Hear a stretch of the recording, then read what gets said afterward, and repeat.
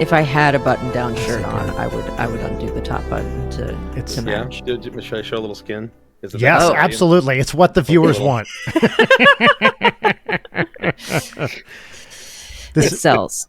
Yeah, well, we all should have worn 55-year-old overweight white dude skin sells. Great. Good to know. Good to know I have a future in OnlyFans. Yeah. Yeah, we should have all coordinated Hawaiian shirts because Brian and I are both about that life. Yes. And in fact, in the early versions of this, before it was a podcast, we were doing a live show. It was we did Hawaiian shirts for the first one, right? Oh, nice. We did, yeah. Mine was like a leopard print. Didn't you have a bananas shirt? Oh no, you're right. It was the bananas shirt. God, I miss my banana shirt. Do you not have that? I have a taco shirt too. It's got tacos all over it. Oh, perfect. Yeah. Well, anyway, next time when you come back, we can all wear the shirts. Are you? So I'm 5 years behind you. I just turned 50, and for my 50th birthday, I rented out the Tonga hut. Oh. One of my favored places on the planet. Oh Tonga my hut. God. It truly legendary establishment, right? And I'd always, every time you go, unless you go like real early, it's just packed. And for people who don't know what the Tonga hut is, it's the oldest tiki bar. It's the oldest tiki bar in LA. I actually grew up like literally a block from that place. No way. Yeah. Wow. In North Hollywood. Yeah. Wow. And yeah. It's bonkers. I mean, the place just not only feels authentic, but like it has a smell of like a lot of rum has been spilled on this floor over the years. Yes, it's got this. You walk in, and by the way, since COVID, they really did this amazing thing where now they have that whole back outside area. Which is now the front, but it's the back. What I'm talking about. And they have this lovely outdoor area, but when you walk in, first of all, you can't see anything because it's really low light. And on the wall is this amazing, totally not to scale map of the Pacific Ocean with various island nations in it. And it is like, I think the piece of art I covet the most. It is so fucking cool. Did you notice over by the waterfall, all the little plaques with names on them? Yes. Did they tell you what those were? No. So they're like a drink. Okay. So they're all names of like groups of friends who've created a little Tonga hut drinking club of their own. And the idea is if you finish everything on the menu in like a year, which is stupid easy. Like I could do that. There's not that much on the menu. Yeah. No. Then you can get one of those plaques in there. That's all it takes? Okay, well. I don't remember exactly what it is, but I remember them telling me, and I'm like, that's too easy. Brian, I think I have to do it. What we need to do for this podcast. Yeah. Yeah, I mean, because it can't be more than 30 drinks on that menu, right? No. I can do that in a weekend. They go down so easy and a little too easy, except for the clamshell bowls with 10 straws, which and the dry ice and they're theatrical. Yeah, I showed up to that birthday a little fashionably late to find several friends having barely made a dent in one and just absolutely gone. Yeah. They're very, very loose with their wrists on pouring those drinks. They're the best, and they were so chill. They're always chill in my experience there, but like the people who were working that party were just like kind and easy and fun to have around. It was, it felt really special to just like have that place to ourselves for a little bit, because I mean, ever since I moved here. Well, okay. So, everybody, we're going to introduce the show. This is Late Night. I know. Whoa. This is Late Night with Brian Wecht. My name is Brian Wecht. Layton. That's me. Everybody, keep your arms and hands, arms and legs inside the ride vehicle at all times. Mystery guest. Who are you? Hi, everybody. My name is Dave Cobb. I work in the experience design industry, which in layman's terms means I develop things like theme parks and museums and attractions and immersive theater and any kind of entertainment outside of your home. I like to tell people that what I do for a living is I tell stories in physical places. I love it. And I've done that for about, 30 years now. It's amazing. Wow. What a cool career. For people, what people might like be familiar with that you have designed or worked that on? I've worked on. The thing I think most people will know is I was the creative director for Men in Black Alien Attack, which is a dark ride at Universal Studios Orlando in Florida. Mm-hmm. It's was one of the first interactive sort of shooting gallery video game style dark rides. Opened, actually just turned 25 this year. It Really? opened in 2000. Wow. Yeah, That's awesome. yeah. And which in Universal years is forever because they cycle through things pretty quickly. So I'm very happy that's still around. Yeah. They're very healthy. Rest in peace, Twister. Ride it out. R.I.P. R.I.P.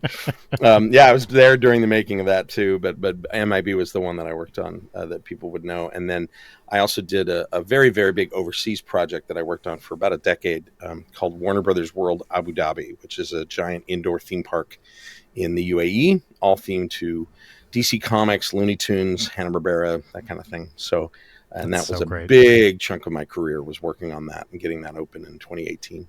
Oh man, I'm a huge Looney Tunes fan. It was love Looney Tunes. best. Yeah.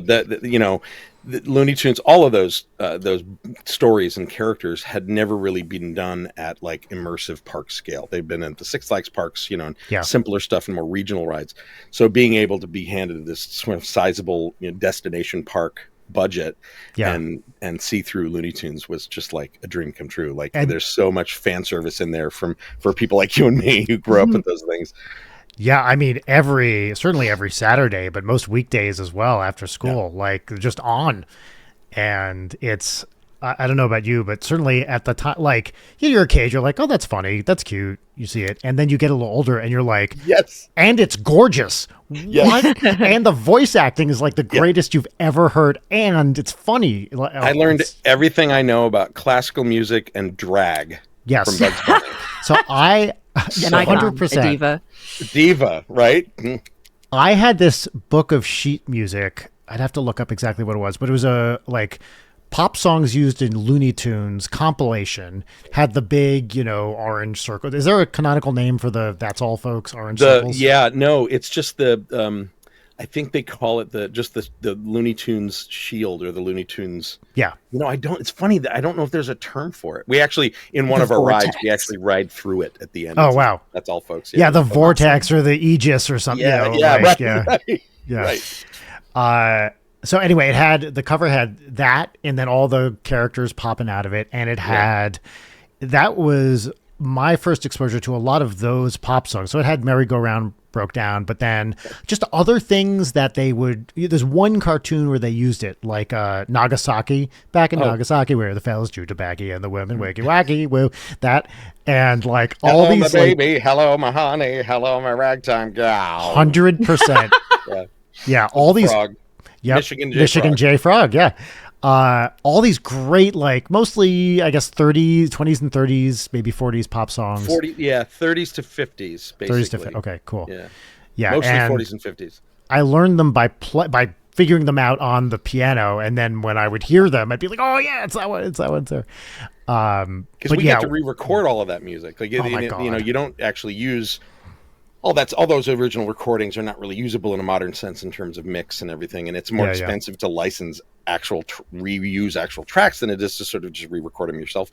And so I got to record all of that classical music with the Seattle Symphony Orchestra, with like yeah. And so I like you're in the room.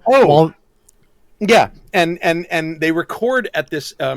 It's this college in Kirkland up near Seattle, and it's used to be. I think it was some sort of religious school of some sorts that it changed into something else. But they have this big sort of church building.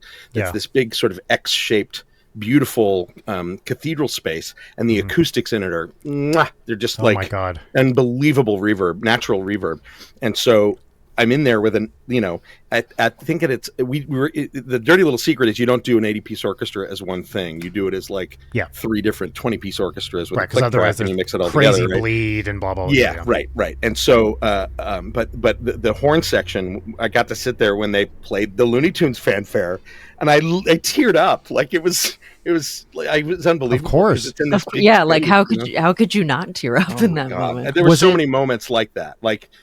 recording the voices. I had Frank Welker, who was been doing what Fred a legend from Scooby-Doo since the 60s, right? And he's like this Benny. He's this little 70-year-old dude who plays tennis and golf and looks real fit. And then he opens his mouth and it's Fred. And it's like exactly Fred from the 60s. And it just doesn't, like you see his face and it doesn't make sense. It doesn't work, you know? Yeah. But there were multiple moments like that where I was just in the presence of greatness from my childhood and like, pinch me. I can't believe we get to do this. And by the time you were doing, Mel Blanc was long dead by that point. Yeah. I was just watching, just by coincidence. Well, actually, not by coincidence because I watch these literally all the time.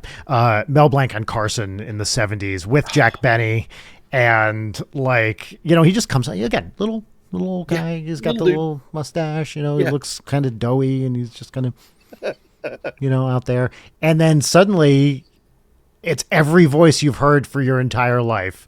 Yes. And then a bunch of the Jack Benny voices that I wasn't as familiar with for very obvious reasons. But like, the guy is just incredible. Yeah. And I love, watching him live do it. And of course, Jack Benny's being Jack Benny, and he's just, kind of like waving them all. Like, it's so great. And the modern guys that do it, like the guy we used for Bugs and Daffy's a guy named Jeff Bergman. And there's a number of different voices. There's a guy named Eric Bauza who does a lot of them. Yep. We use Jeff Bergman, and Bergman does, his specialty is, the three we used him for were Bugs, Daffy, and Fred Flintstone. Mm-hmm. And the amazing thing was he could carry on a conversation between the three of them. If you closed your eyes, he could literally read Bugs and Daffy dialogue, A and B, going back and forth in a conversation, and you had no idea. It's amazing. Like, for recording reasons, it was better to keep them separate, but he was like, do you want me to do it all in one take? And I'm like, yeah. Can you? So I actually, I just saw, I mean, maybe you were there too. I went to the Bugs Bunny at the Hollywood Bowl thing like a month ago. And I had, again, talk about growing up, when I was in high school, Bugs Bunny on Broadway came out, where they first, were, I don't know about first, but in the 90s, or maybe late 80s, I think early 90s though, were doing it with a live symphony orchestra, the classic shorts. And I didn't realize when I bought tickets that it was the same MD and, or a lot of the arrangements and shorts that were on the album I had grown up listening to. Yep. And of course, these take place at the Hollywood Bowl, and watching it at the Hollywood Bowl, right? With Bugs tapping tick, tick, tick, right? Yeah, 100%. And Eric Bauza came out and did a couple voices, and it was just awesome. Yeah. I took, I have an 11-year-old daughter, and so whole family came, and she was just cracking up. And they showed some new shorts, which were really good too, actually. Oh yeah, the new stuff's great. And the new movie that just came out, The Day the Earth Blew Up, I think, is fantastic. I totally, we were talking about that on the show a couple months ago. Great. Shockingly, I went in just hearing, it's good, you should see it. No, and I was blown away by how funny it was. Yeah. Is Audrey in the beginning? Yeah. Is Audrey really into Looney Tunes? Audrey really likes Looney Tunes. Yes. Yay! Because how old is she? 11. You're doing it right. Yeah. Parenting, you're doing it right. We make it a point to show her this shit because it's A, objectively great. Mm-hmm. B, as you say, you learn a lot about classical music, pop music, drag. Camp. Just like what camp humor is. That's right. If you want, learn celebrities from the 40s and 50s, great. Right. We all learn that sneaking around requires a pizzicato violin. Yeah, that's right. Yes. Blink, blink, blink, blink. Yeah. But I do love with the age range here from Audrey to you two, to me, that right. Similarly, it's like a thing that spans all childhoods, regardless of age. I have also talked about on the show, we also raise her on the Muppet Show, which leads to the really fun thing where a 9-year-old is like, can we please see Leslie Ann Warren? And it's like, more Peter Ustinov, please, Daddy. It's like all these like 70s celebrities, some of whom are so happy. Yeah, right. Me too. And not all of them have, stayed that level of prominence. Some of them are pretty much artifacts at this point, but some of them, including Leslie Ann Warren, are still like, right. Out there doing great stuff. Okay, real shit. When are you going to show her The Simpsons? So she's definitely aware of The Simpsons, but we haven't watched episodes together. I think in part it's time. It's Season time. five. I Season started 5 through 7. 5 through 7 is flawless TV. honestly what's the like first one? 2 through 8 for me. That's true. You know what? We did just show her The Music Man, so maybe Marge versus the Monorail is the way to go, right? You gotta indoctrinate her into the Phil Hartman lifestyle. Yes. So she can grow up and be really mad at Andy Dick. Yeah. The ring came Why off was my I pudding thinking- can? My good man. That good man? Yeah. Me and my husband, I think half of our couple dialogue of any given day is Simpsons lines, like constantly. Yes. Like if ever something breaks and I fix it, I always go, "Yep, there's your problem. Someone set this thing to evil." Yesterday we were cooking and I said, "Oregano? What the hell?" Which is a great Marge line. I love the word obsequious, and so then I'm constantly thinking about you can't spell obsequious without IOU. But I think I was like maybe 10 or 11 when I started watching The Simpsons, but mainly because my dad would watch it and my bedroom was situated where I could feasibly be getting a drink of water so I could hide in the hallway and watch The Simpsons. Nice. And he was like, I don't know, you can watch it, I guess. That's a good news. All the DVD box sets and... Yeah. Whereas, Dave, you and I are old enough to remember it when it first showed up. I was in my 20s when it first came on, and you know the controversy of Bart. How could he behave like that? He's behaving like that around his parents, like kids. You don't understand. Like it was so reactionary about that show, and it was ridiculous, frankly. But it was that was a monstrosity, that show. Here's the thing: like, what has it been? 28 seasons now, something like that. Because it was 92, 91. Yeah, the first season came out, something like that. And you know, they're long from the heyday and the high points, but I'm not one of those people who's like, "Oh, Simpsons not funny anymore." I still watch it. There's a lot of a lot of the stories that they're telling now are like, they're really high concept and weird. I will say, I will give them that much. In the last couple seasons, they get really odd because when you add up the actual number of days the Simpsons have been alive in those episodes, it's more than their current age, the kids' current age. Like this, they're in that world now where it's like, all right, all bets are off. We're not in a real place or a real family anymore. Right. You know? Yeah. I guess question to both of you: favorite Simpsons episode? God,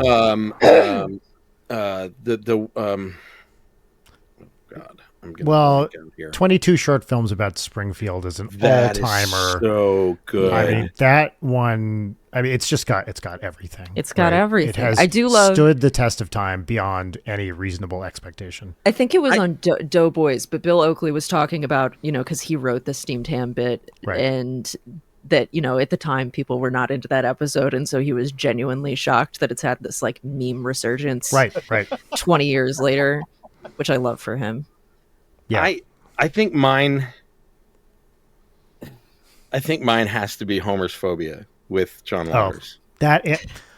I remember watching that in college, and just being like, "This is the greatest thing." It's the greatest thing ever. I mean, first of all, John Waters just being flawless. Like when he has the robot Santa. It's like, he's from Japan, but there they call him Annual Gift Man, and he comes from the moon. Like, there's like, again, that's one that we quote all the time, right? The line I think, or the lines I think about from that episode are, Homer, he prefers the company of men. Who doesn't? Who doesn't? Yeah. Who doesn't? Homer, John is a homo. Sexual. Yeah. You know me, Marge. Wait, is this from a different episode? You know me, Marge. I like my beer cold, my TV loud, and my homosexuals flaming. Yes, that's right. Yes. What? Dad, why'd you bring me to a gay steel mill? Steel mill. We work hard and we play hard. It was truly a class. I mean, that is peak. And the Simpsons. end card at the end, dedicated to the gay steel workers. That rainbow. Like, come on. Yeah. The moment we get off this recording, I'm rewatching that. It's just, and then like when the steel mill converts to the anvil, right, and they all start dancing. You're all a bunch of freaks. Oh, be nice. I wonder I've been to when that bar. when that when that came out, did most people watching The Simpsons know who John Waters was? In like Middle America, did people know him? Well, I mean, at that point, you had Because Serial Mom Serial had already Mom, come out at that point. you had right? Crybaby, you had a couple of Yeah, his and Crybaby was mainstream-ish, pretty Pecker. big, right? Yeah. When was I Female think Trouble? maybe Oh, way 70, before that. 78, 79, I think. Yeah. One of Maybe the even best earlier. movies of all time. Oh, yeah. Yeah, absolutely. Undeniable. But yeah, I think, if anything, they may have had a passing knowledge of him. But, The Simpsons was that really great balance of there are middle America regular old families who tune into this because it's an Americana sitcom. And then there's a bunch of weirdos like you and I who get every reference. That's right. And, Yes. and that was the hat trick of The Simpsons, was that it worked for this really broad audience of like smarty pants jerks who were in it for every single reference they could put in. That's and right. Other people that were just there for the funny Homer jokes and the funny kind of family humor. Because you had George Meyer and Conan and Bill Oakley and all these legends, John Schwartzwelder. Yes, and John Schwartzwelder, Dana Gould. Oh my God, yeah. Fuck, It's so funny watching some random episodes here and there that I haven't seen in a while, and after a couple of minutes being like, yeah, this is a John Schwartzwelder one. I know. Yeah. It's like a weird obsession with early Americana and also hobos, question mark. Yeah. I think my other favorite episode would be the Japan one. Yes. When they go to Japan. Yeah. And what's the name of the mascot that he looks like? Mr. Sparkle. Mr. Sparkle. Yeah. There's your answer, Fishbulb. Layton, actually, here's what's funny. Sitting on my desk right now. Bum, ba-da-da. Oh, there it is. My God. Mr. Sparkle. That's amazing. I love that episode. Layton, what's yours? What's your favorite one? It's Cape Fear. It was my favorite when I was a kid. It's my favorite now. When I watched the actual movie Cape Fear, I was really there was a disappointing lack of rakes in there. Mm-hmm. But also, like, where I'm from in Wilmington, the Cape Fear River is like a big thing there. So it was like, oh, it's like where I live. Yeah. But I had a thing recently when my dad was here where I found like a 7th season episode I had never seen before. Oh, wow. And I got to watch it for the first time. And it was The Day the Violence Died, which is a fucking hardcore banger. It's a banger, yeah. Which was so exciting. I can't believe you hadn't seen that one. I know. I feel like maybe we didn't have that. Maybe like one of the discs from that box set we didn't have or something like that. But yeah. I mean, do you follow Dave Itzkoff on socials? Who's that? He's a writer of some stripe. I forget exactly what, but he is the guy who, no matter what is happening in the news, he has the frame from The Simpsons that he can post with the words in the Simpsons font right there, reaction to everything, and it's always the exact perfect one. He is worth a follow, if only for that. Okay. Yeah. So yeah. Have you been on the Simpsons ride up at Universal? No, I haven't yet. I walked through the Simpsons town there, but I haven't. It's a simulator ride. It used to be Back to the Future, which was one of the first things I ever worked on was that. But really? Yeah. Wow, I'm a baby, but I was at least around to go on that ride and be very scared of it. It's a classic. It was a classic. But I love the Simpsons version of it. The CGI is like so incredibly janky, but like the pre-ride experience and the actual ride, it's just so amazing. Yeah. They managed to pull all of the episodes that are pertinent to theme parks, which is really great to play in the queue. But then there's a bunch of stuff they animated, especially for the ride. And my favorite bit is when you see Doc Brown and he's at the Institute for Future Technology, which is what the Back to the Future ride used to be, and he's selling the building to Krusty. Oh my God. Right. So they literally tie it to what used to be there, which is amazing. That's so great. Yeah, you have Sideshow Bob. Sideshow Bob was always my favorite when I was a kid, and to this day, the same. Yeah. It's one of the few rides that, especially a ride film, kind of film-based ride, a simulator, where you can ride it 5 or 6 times and you get something a little different because there's so many jokes. Like the writing in it, it's just joke after joke after joke after joke. And it took me a good 5 or 6 rides to really hear all of them, basically. Wow. I think my favorite is when because they parody Universal attractions in it. I don't know if you've realized that, Leighton, where they do like the Waterworld show is the Wet and Smoky stunt show. And at a certain point to advance the plot, Lisa goes, "Onward, convenient whale," and lassos an orca, which pulls them on to the next scene. Like my favorite. It's my favorite. That's so great. So I guess so many questions here because I'm a big theme park dark ride head, big part of my childhood, doing the 10-hour drive down to Florida to go to Universal Studios because I've never been a big Disney head. I just fucking adore Universal Studios, even the one here, which kind of sucks, but has like in comparison to Florida, when you grow up on the Florida one, it's like welcome to Universal Studios Hollywood, where there are escalators. but the escalator's one of the rides. Yeah, right. Yeah. The studio tour and the Waterworld stunt show, worth it every single time. Sure. That stunt show rules. Yeah. And I do Halloween Horror Nights every year, which is like literally the best day of the year for me. I'm so excited to go. But I'm curious, when you were a child, what were the attractions that like really wowed you? Well, I would say my creative origin story is probably the Haunted Mansion at Disneyland. Mm-hmm. I actually have a tattoo commemorating it on this arm, but it's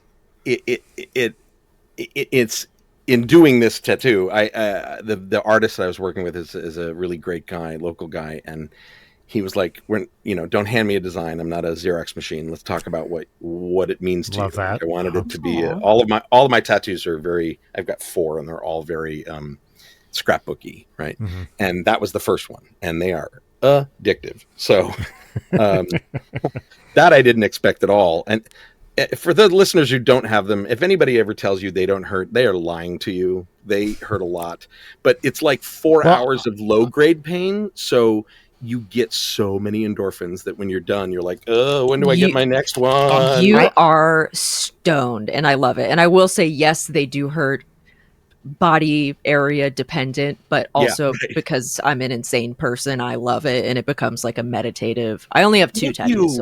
Thank you. It's meditative. Like my eyes roll back in my head a little, and like, Leighton, are you one of those people when you're at the dentist and you get your teeth cleaned, you kind of zone out because it's kind of painful, but also this humming in your head? And that is exactly me. Yes, I am that. I don't have any tattoos, but I'm exactly that at the dentist. You can't do it at the dentist with mouth stuff, especially when they do the like drilling where you have tooth dust in your throat. Yeah, no. Yeah. But Brian, that's a similar.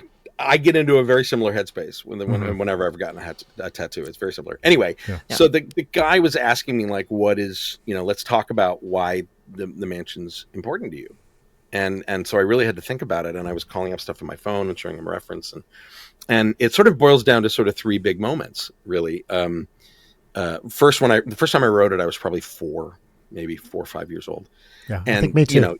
You there's a lot of build up for what it's going to be, and it's ultimately not really scary. There's not really things that jump out at you, but but the thing that stuck with me at 4 is in that first creepy hallway when you're going down with the doors that breathe and stuff. Mm-hmm.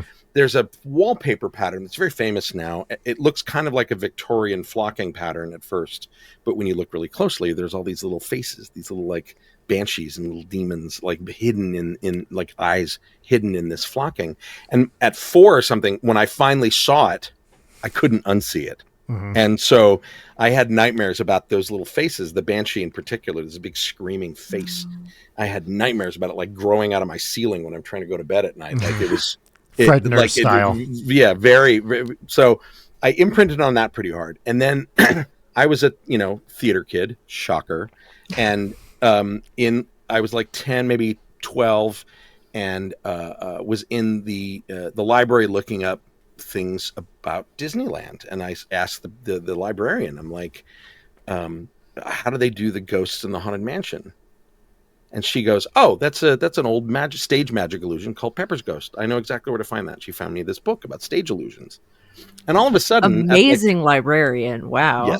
Yes. And like 12 or 13, all of a sudden it's completely demystified for me. It's not scary anymore, but I'm leaning forward even more. Like it's even cooler now. Yeah. And then, so I've learned about how it all goes together and all the theatrical tricks they use. And then later, as an adult, as a young adult, I got a season pass in like my late teens. We're talking late 80s, and I had one for many, many years. And as an adult, the more you ride it, the more you realize it has this really arch sense of humor about death. Yes. It's like, don't be scared. Come join the party in the graveyard, basically. And so all of that put together is why I love the mansion. And it and Pirates are a style of dark ride that are like within the industry, they're often referred to as cocktail parties because they're not really a narrative. There's story going on, but there's not really a narrative. And it's a cocktail party because as you ride through, you're getting snippets of dialogue from different characters. And depending on what you look at, you're getting different information. And and they're like an operetta. If you do want to put a narrative on them, they're like an operetta of themes, ghosts and pirates. Yeah. But in reality, they're this weird little funky conversation that the first 10, 15 times you ride those rides, you're always seeing something different. I can't say to this day that every time I ride the mansion, I see something different. At this point, I know it by heart, every square inch. Yeah.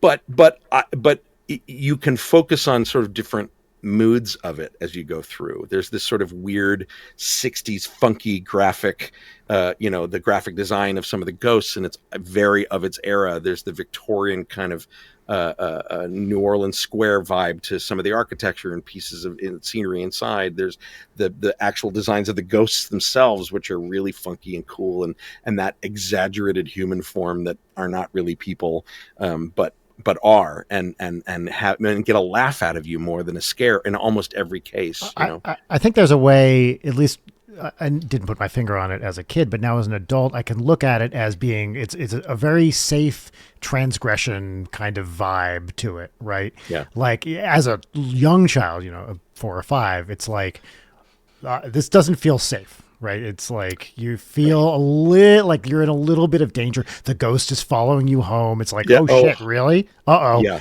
And my dad, of course, played that up. Of course, mine too. Like yes. But, tapping on the shoulder, that shit, all of it, right? Yeah. Yes. I was convinced my bedroom was actually haunted, Yeah. Of course. But that would be my biggest one would be that.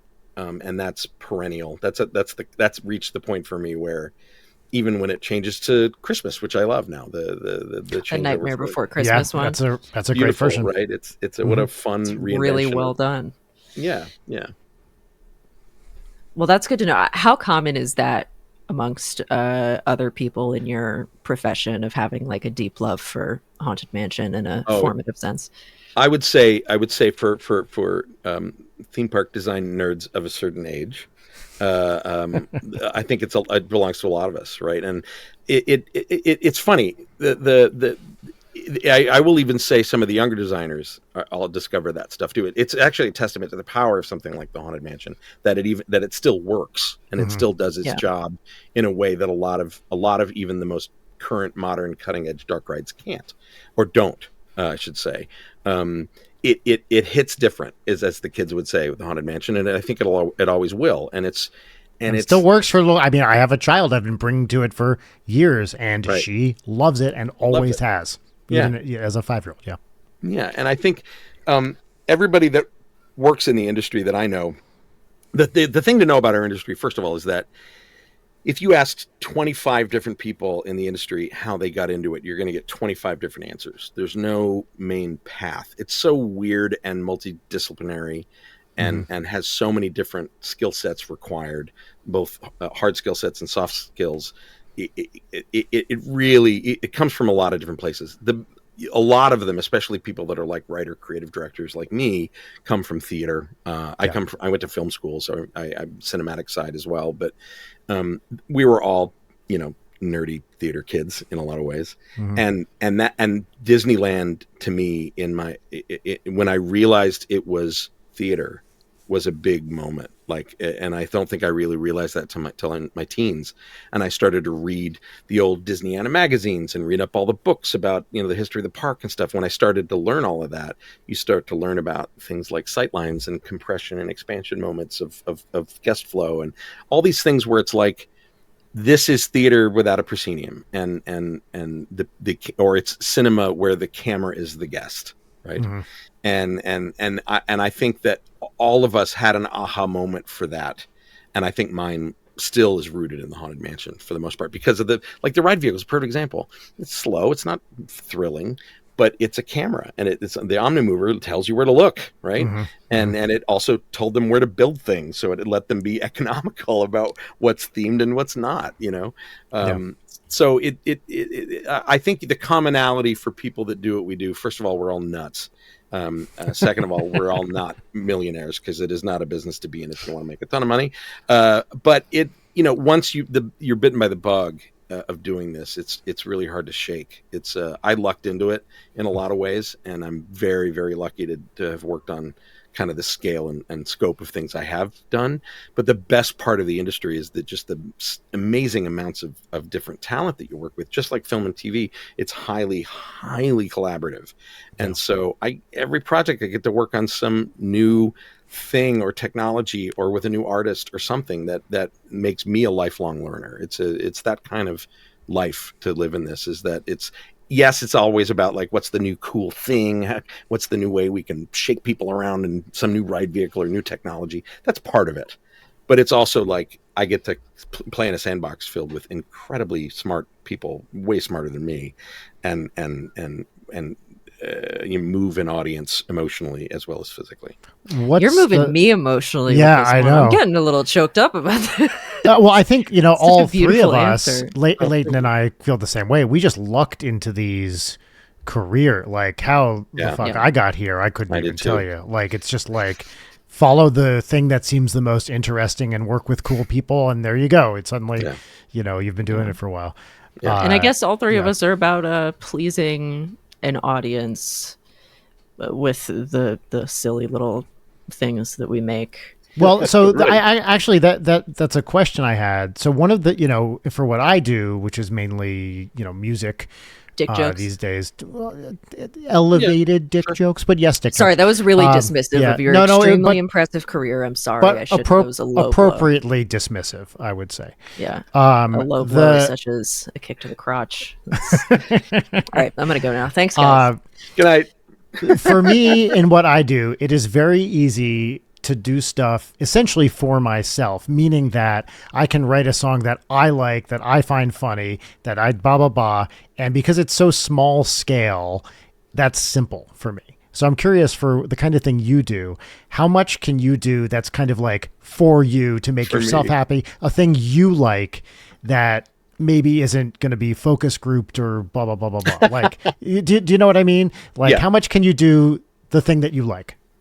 Like, that's a great question. I think my honest answer is a lot, because at the end of the day, I love this stuff as an audience member. Mm-hmm. It's not really an auteur kind of business. As much as the specials about Disney Imagineering want you to think there's like some person on high that everybody needs to revere. Those people will also say, no, that's not how it works. This is a combination of engineering and architecture and theater and cinema. And it's one of the most highly collaborative things I can even think of, right? The fact that this stuff comes together and is successful at all, we have with hundreds, if not thousands of people in some way affecting it. Yeah. So my honest answer is, there's a lot of things that the litmus test that we put things through of whether or not an audience will like it. Sometimes you get focus groups and things. Sometimes these concepts are tested, especially with the larger companies, but not always. Mm-hmm. And some things you just learn as you do it. A good example is the Warner Brothers Park in Abu Dhabi has Looney Tunes and DC Comics and Hanna-Barbera and Tom and Jerry and stuff.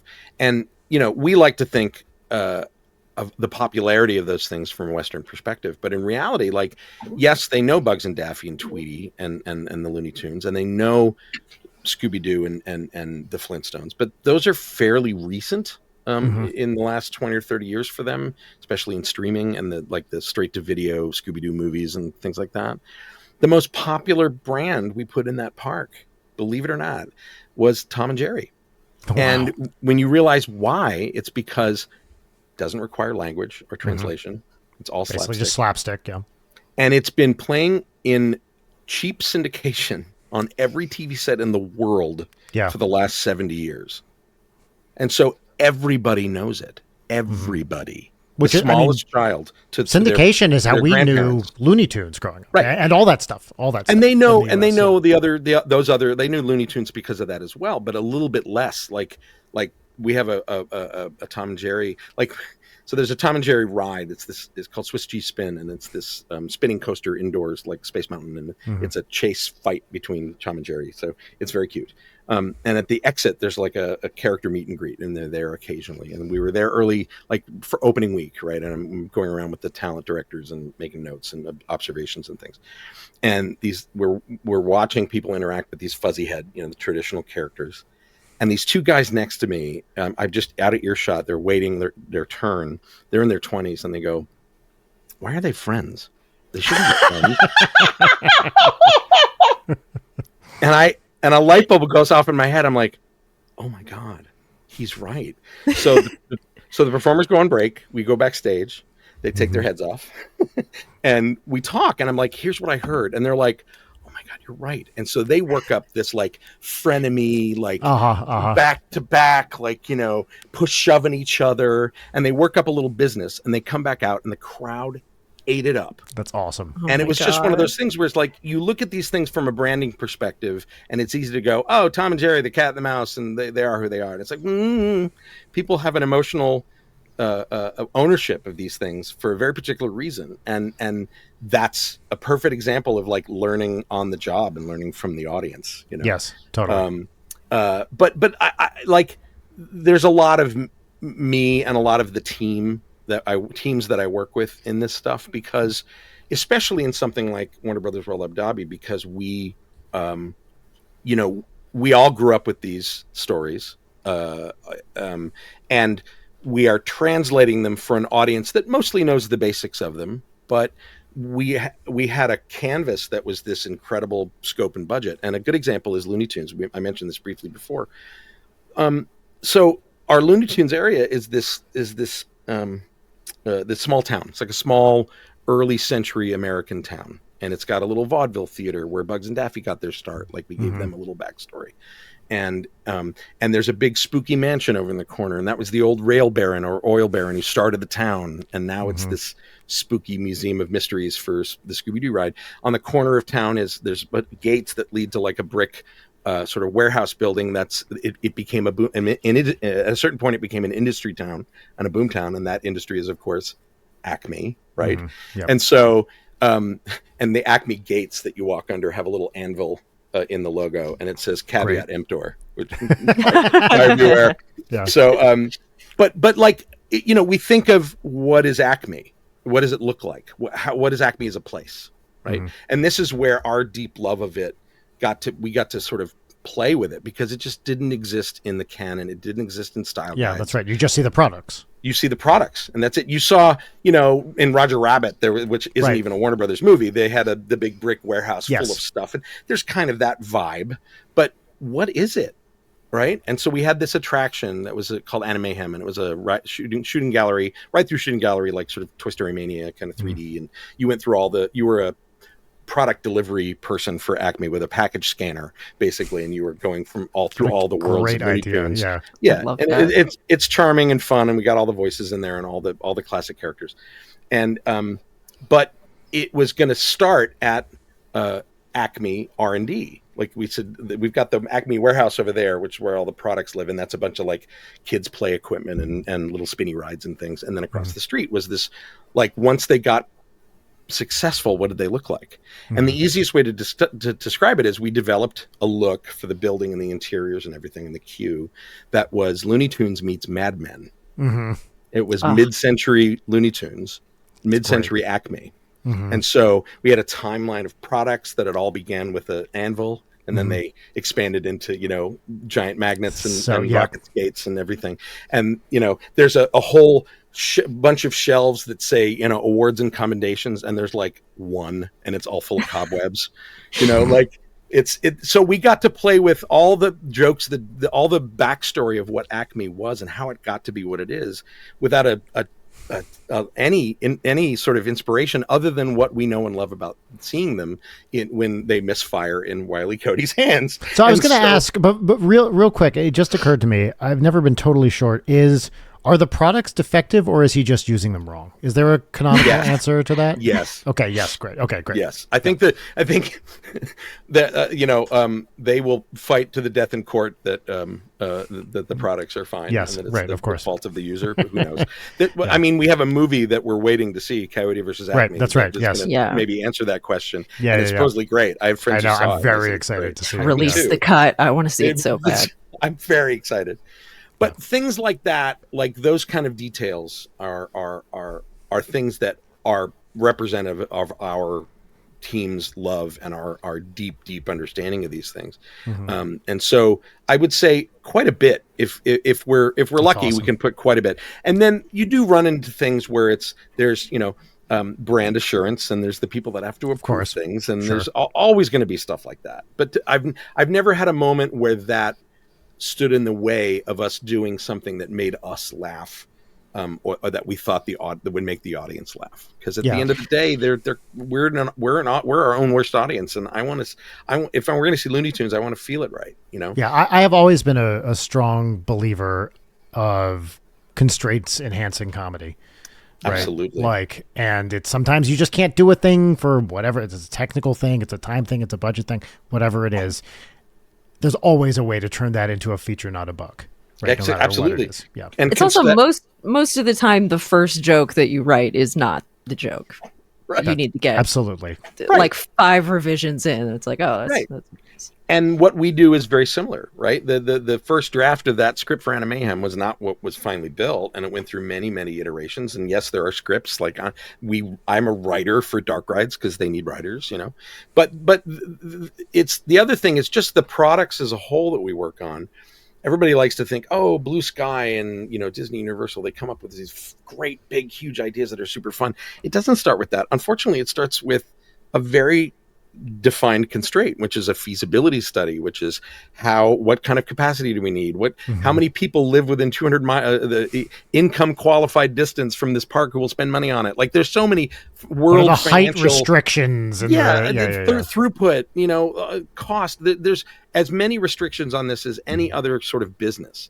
And so the challenge is once you figure that out and sort of right size what a project this big and sprawling, 1.4 million square foot indoor theme park with 25 rides and attractions sounds like we had unfettered, creativity. And no, we had very, very specific targets to hit in terms of demographic, in terms of overall what they call program, which is what's the ride mix that gets us our design day, which is how many people go through this on an average day, and what is it like when it's filled full of people on a peak weekend versus what it's like on a slow day. There's all this math and world economy crap that goes into this before we ever come up with anything creative. And I'm a firm believer, like you are, of restraint creates better products. It makes better creative expression if you have a defined box to fill. Mm-hmm. Yeah. How much do you put into, I guess for want of a better word, like VIP type things in it, like exclusive parts of it, sort of secret, you got to have the black card to get in, whatever sort of stuff. Like, is that part of the construction at all? Yeah. Rarely. Not really. There's, I mean, we talked about for a park like this one in the UAE, you have to absolutely have a clientele that has that kind of money. And we did talk about things like that early on, but at the end of the day, the parks will have VIP lounges and programs where they pay a lot of money to skip the lines, and that's about it, But it's not the ride. It's not really. Okay. We've talked. It's funny. We've talked about that, but it's never really like a speakeasy in the back of the thing, and or whatever. Like, yes, that. Right. Wait, here's what's funny. Speaking of speakeasies and bars, so the UAE, you're only allowed to have alcohol at bars. The bars have to be in hotels.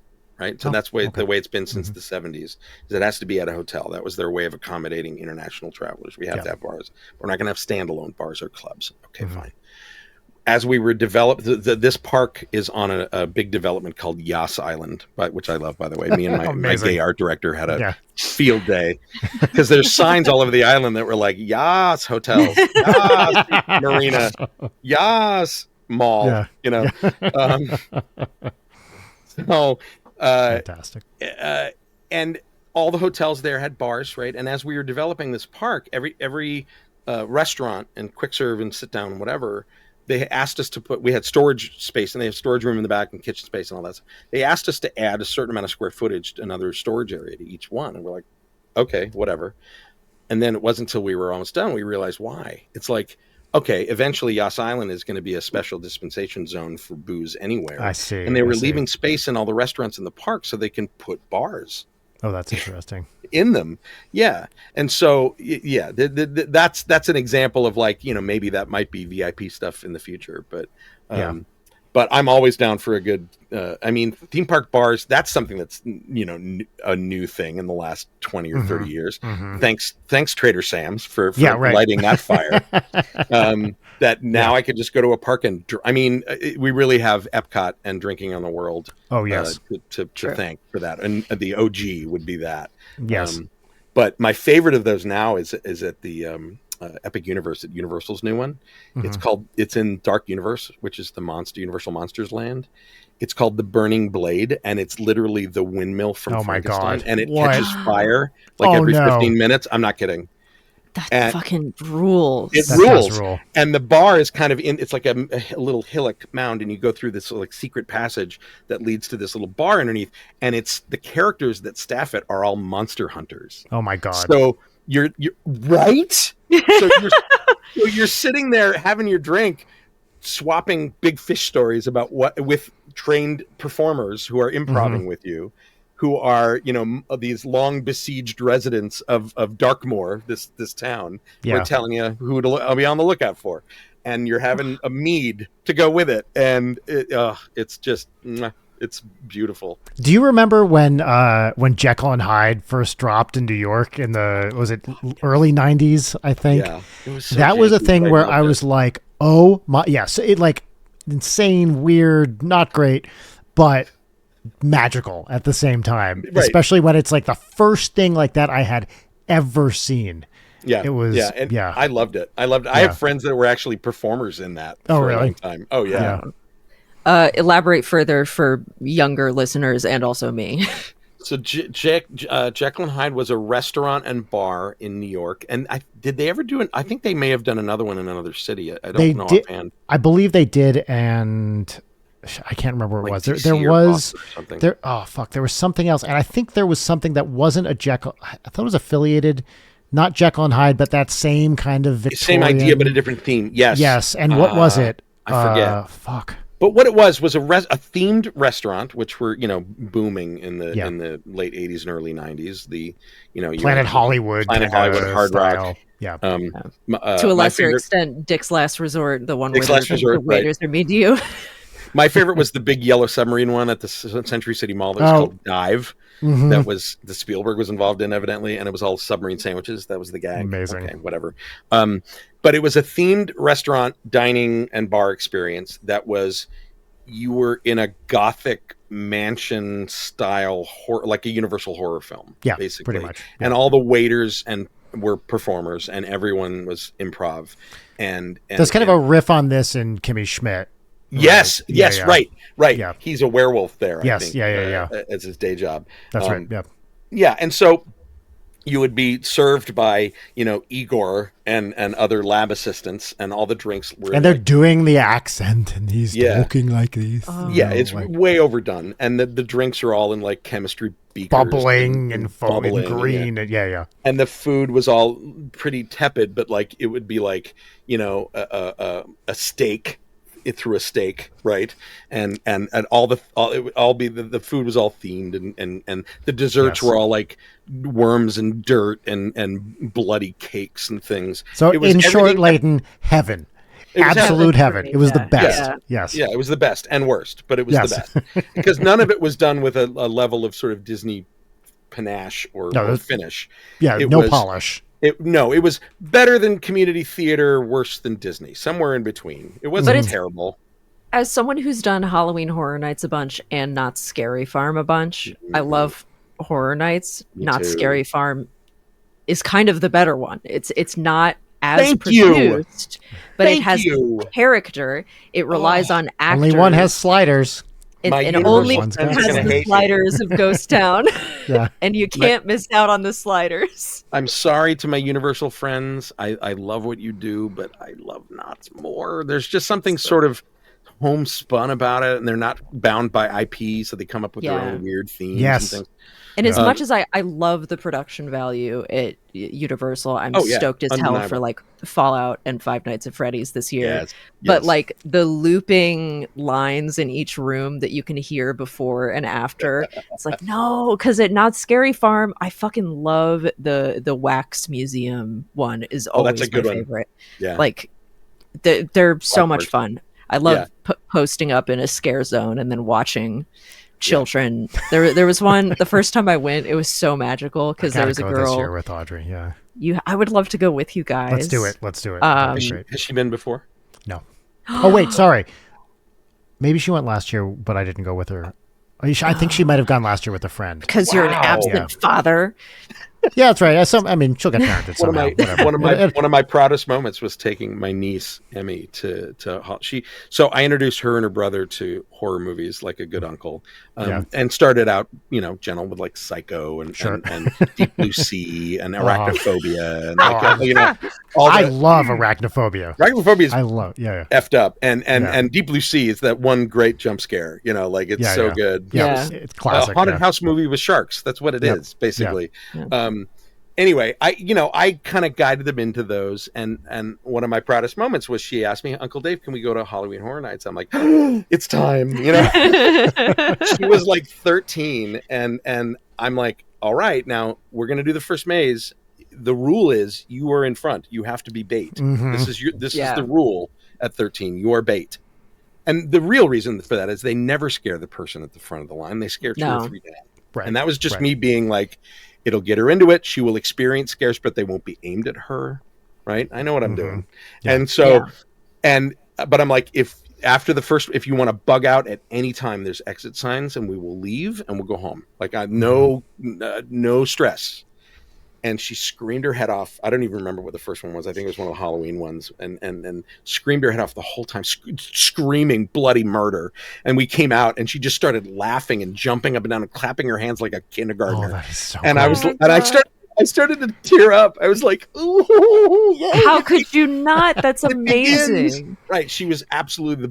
It was bit by the bug, and now she's like loves horror films. She's covered in tattoos. Like I've done my job. Right? That's awesome. Getting to go with someone who's really scared, because I fundamentally I adore it, but like Halloween Horror Nights or Not Scary Farm is the most relaxed I am all year because I love that shit. I have PTSD, so I'm like hyper stressed all the time, and then going to a place where the whole point is to scare you and stress you out. I'm like, oh yeah, fucking rules. But I don't scream. I just like giggle hysterically.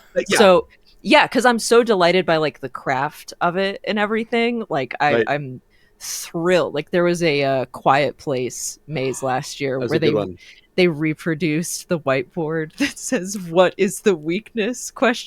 And I was like crying, laughing, trying not to hold up the line because it was like, oh, they know. Like I am like most horror fans, I hate a cheap jump scare in a movie. Good jump scare, like if it's earned or there's a right amount of tension or it's a really good reveal of something. A Toby Hooper style, mathematically perfect jump scare. Exactly, right. But your average jump scare, oh, it's just the cat. Like I hate those.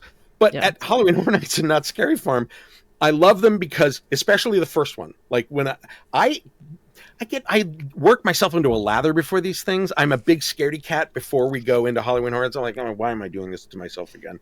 And then we go in that first one, and that first scare happens, and my reaction is always this. My reaction is always, and then I laugh. Yeah. And so it becomes over and over again, like really, really upset at these performers for getting me, and then laughing because they got me. Like it's just, I am so euphoric and tired after a night at one of those things. It's just like after the first couple of scares, your body desensitizes to it, and you can appreciate the performers because they're all so good, and especially both of them, Universal and Knott's. But like the I love the Scare Zone performers, the ones that aren't in mazes, because they have a whole different vibe and a whole different goal. I like when they sort of stalk you and they find somebody who doesn't like someone that close, and they stay close, and they almost touch you. Basically. This is what happens to me every time. Like we'll go through a thing, and then all my friends will be like, "That guy was really trying to get you to look at him," and it's like, I didn't. Well, I want to be scared, but like the thing I was gonna say earlier is that we watched this girl become the Joker. It was like a teenage girl in leggings, like running around screaming, and it was like blood in the water because simultaneously 4 sliders converged on her. It was amazing. Like, this girl is never going to be the same after that. But learning the fundamental rule of the more visibly scared you are, the more they're going to go after you. You're a target, you know. So then the real strat is if you start faking that you're really scared and you keep like pretending you have no situational awareness. Yeah, that's the way to go if you want to actually be scared. Yeah, right. Act like you're staring into the middle distance at all times, basically. Yeah. And I like the big events, but like spooky season, which is upon us now. Indeed. Spooky season is my favorite time of the year in Southern California. Correct. It's Christmas for me. Yep. Same. Yes. What's funny is all of my friends are like, "Oh, you're a creative guy. You probably do amazing costumes." I'm like, I never do costumes. I live in a small apartment. I don't have room to do them. I don't have the budget to do them. I don't have the foresight and planning to do them. So for me, Halloween is going out and seeing shit. And like, not just the big ones. What I love about Southern California in particular is you have a lot of very creative people who have lawns. Yep. And you have a good weather in September and October. And so you have like suburban lawn art. If you go through Toluca Lake and I was just about to say Toluca Lake, there's this one house that's kind of on the corner as you go around that always does, sometimes they repeat year to year, but it is like the craziest. They have a huge lawn. They go insane. It's the best that we go through every year. Halloween, and also kind of by the Barnes and Noble on Ventura, whatever that area is called, right behind it in Studio City. Oh, yeah. There's a bunch of great houses over there too. Like, yeah. There's a website called SoCalHauntList.com. I have been there many times. And it's we basically I put together a little multi-day usually. It's and I usually break it up into 3 different kinds. Spoopy, which is not scary and colorful and weird. My favorite, RIP, it doesn't happen anymore, but it used to be the Ghost Train in I did that in Griffith Park. It was very fun. A tiny little train that you ride on, and it was this like 6 or 7 mile long track. It was ridiculous. Like you sit on top of the train, and it's like a shrunk train. Yeah. And they would put Saw themed one. Sorry, I'm looking at this list right now. Oh, I have to go to the Saw one. That's a good one. That's at Six Flags. That's at Magic Mountain this year. But like, we do these Halloween. I do these sort of spoopy season caravans over multiple nights, and there's a spooky one, which is like mood, and then a scary one. And it's just, there's this embarrassment of riches in the greater Los Angeles and Orange County area where you can constantly find this stuff. Even year round, there's a couple of scary experiences that happen. They have this little mini mall space, and they do a haunt basically all the time. I love it. It's my favorite thing. I would like to subscribe to your newsletter so I'm apprised of these things. A newish thing that I never saw until I moved out here was the Tune Radio to blank. And then it's a coordinated, You light had never show seen that before? I'd never seen that until I moved out here. They do that a lot with Candy Cane Lanes and Christmas. Yeah, Christmas neighborhoods do that a lot. My favorite thing in terms of like the home haunts, and you can see this in Toluca Lake when you go walk around, is Academy Award winning Rick Baker. He lives in Toluca Lake, and he always does a haunt every year, and he's there made up with his family every year. I did not realize that. And there's a line out the door, and it's a long wait, and year before last, he did this amazing Nosferatu makeup on himself, and his wife is like, vampirist kind of thing, and he does a little set it's nuts. I don't know how we met, because we literally always go to Toluca Lake every year. I just somehow totally missed this. I want to go to Rick Baker's Cool Haunt. Yeah. Look for the long line. It's always a long line, and he gives out candy, and it's him. Like, he's right there. And that's what I mean. Like, the people that do this on their lawns in October or in August through October in Southern California are all crazy people and love it and put their own stank on it, if you will. Some of them are high concept, some of them are traditional, your Boney Island type things. Yeah. Oh, Boney Island. I see Boney moved to the museum. Yeah, it did. Yes. So that's does that as a former Simpsons producer. I didn't realize that. No, I didn't Rick know that. Lizzie worked on The Simpsons for like 20 years, and wow. And he used to do it in front of his house, and the goddamn NIMBYs in his neighborhood made him shut it down. I saw that once. Then they moved it to Griffith Park near the train briefly for 1 year. Yeah, and then they've been at the museum for a few years. Yeah, I think he's doing it at the museum again this year. It's a good place for them. I hope it stays there. Yeah, it's great. It falls under the spoopy category. There's nothing scary about it at all. It's not even moody. It's just silly and fun. It's Coney Island for plastic blown skeletons. You know what I mean? Yes, that's right. But it's very cute. They do the Haunted Museum every year, and it's like, I love it. In early October. We're members of the museum tar pits, all that stuff, and so we just make it a point. It's like appointment. Got to go every year to the Haunted Museum. Do you ever do any of the immersive theater stuff around spoopy time, like the Willows or Delusion or any? No, I've wanted to, and I just haven't, for whatever reason. Because you're a huge Sleep No More head. I love the punch drunk stuff. Oh, I've got my arm right here. Oh my God, Brian's is right above. Wait, I'm gonna get mine. Hold on. Oh, this is amazing. Mine's got blood splattered on it too. This because I went to the naked blood rave. Oh my God! I saw it. Oh, there it is. Nice. This rules. Nice. Oh, I'm so glad I said that.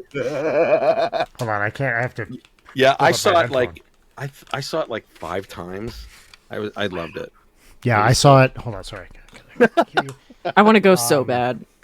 Yeah, Brian, you missed it. Mine's splattered with blood because I went to the naked blood rave. Oh, nice. Yeah, I love the naked blood rave. Yeah, I've seen it 3 times, and we lived in London for a while, so I saw a couple of the Punch Drunk productions when they did Wozzeck, which they called the Drowned Man, I think. The Drowned Man. Yeah. That was... I missed it. Oh my God, dude. It was incredible because it's like a golden age of Hollywood type thing, and it was awesome. I've heard. And I love, Wozzeck, the opera, the Alban Berg opera is like my favorite opera. And I was so excited that it's like a Wozzeck, it's based on is it Brecht? Yes, it's a Brechtian. It's Brecht. Okay, yeah. Play. And I was just like so excited to see this thing. And it's a punch. It was absolutely incredible. I'm so pissed I missed it. Yeah, it was the best. So I love the punch drunk stuff. There's an immersive Phantom of the Opera now in New York. Have you heard about that? I heard about this. Yes. And it's supposedly great. Like, I have very picky friends who are not big Lloyd Webber fans who said it is well worth going to. So I mean, very good things. Talking about like formative experiences as a kid, for me it was Phantom. Like, Phantom was my my band conductor played in the pit, and so because I grew up in North Jersey, and I was born in Red Bank. No way, Pompton Lakes. Oh my God.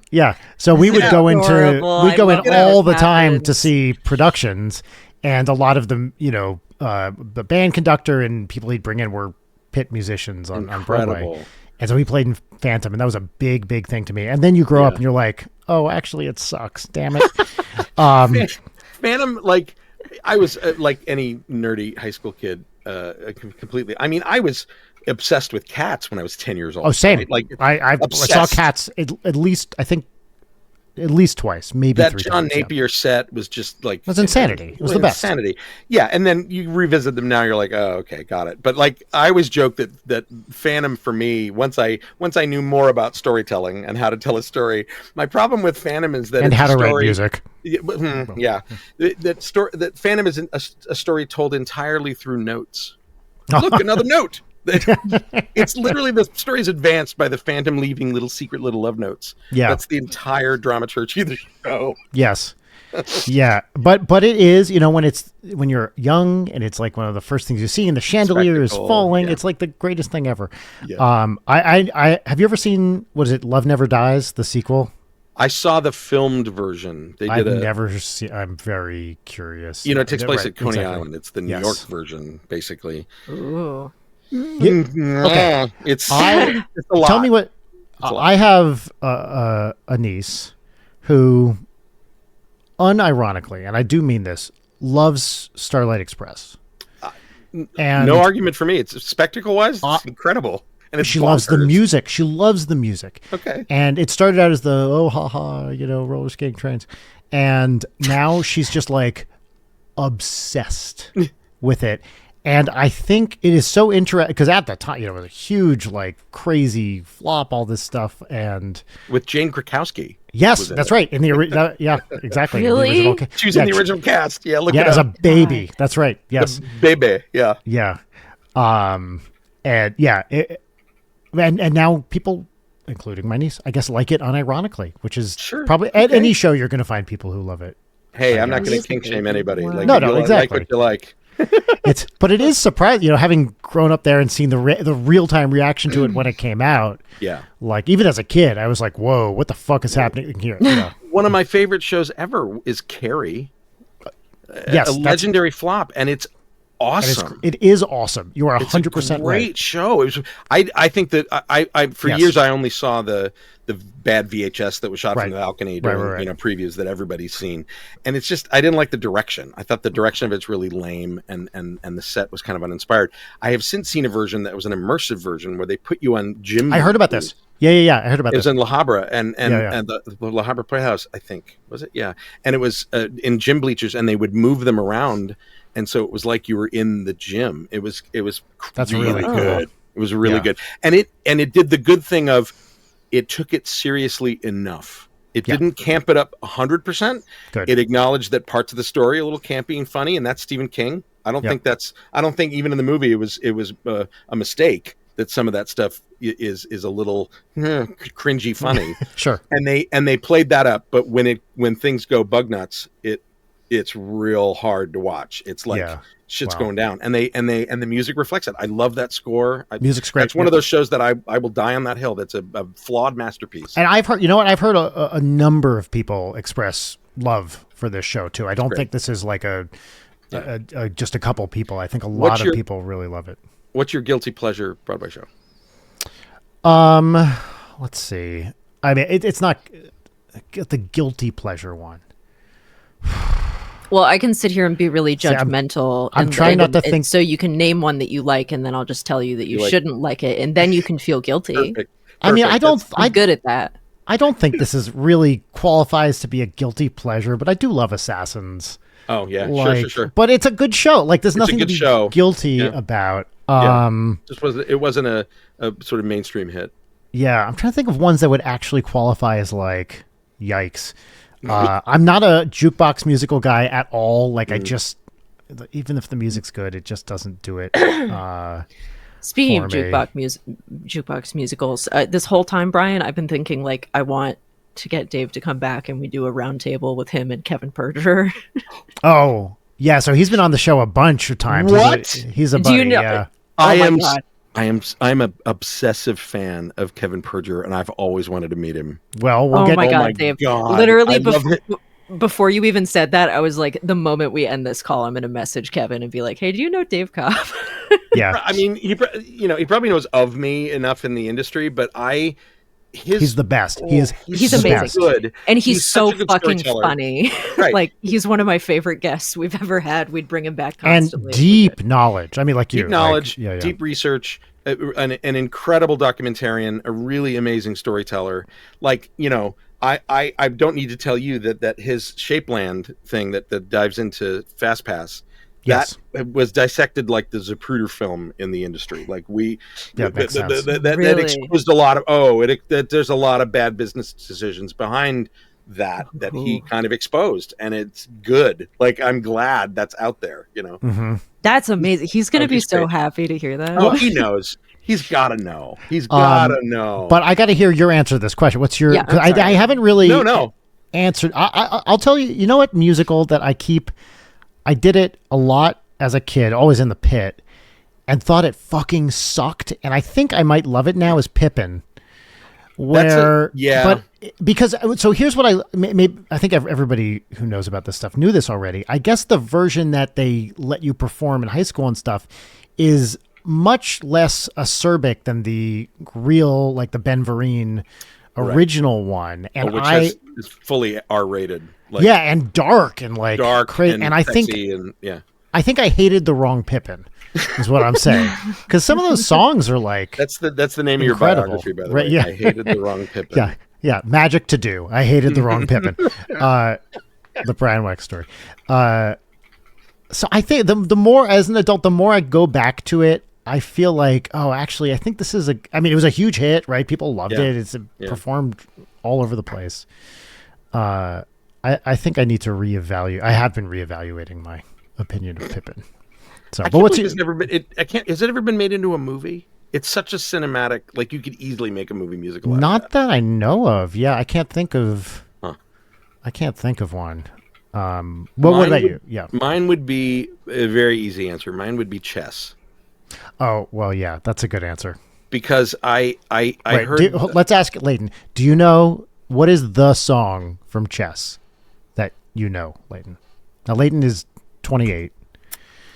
Thanks. Oh, yeah. You didn't need to drop that. I didn't even know Chess was a thing, and I also wasn't paying attention because I'm messaging Kevin to tell him what I was going to say. So Chess is a musical where the music is by the two guys from ABBA, and the book and lyrics are by Tim Rice, who was Lloyd Webber's. Yeah, and it takes place against the world chess competitions. It's a Cold War defection and story set against a love triangle, and it has every ingredient of being like this. A political thriller musical could be really cool. The book has never worked really well at all, but the songs are incredible because they're more pop songs than they are necessarily Broadway songs. Yeah, and I'm a big ABBA head. The one you would know is there was a hit single called "One Night in Bangkok" that Murray had. Knows. One night in Bangkok and the world's your oyster. Oh yeah. Okay, so that was from Chess, and if you go, Leighton, here's your homework. Go on YouTube and search for something called Chess Moves. This was a VHS tape that they put out that had the 4, I think, music videos that were created, and they're all, when I say music video, capital V, shot on video with Vaseline on the lens to blur shit out, and it's it has every 80s video cliche you could think of.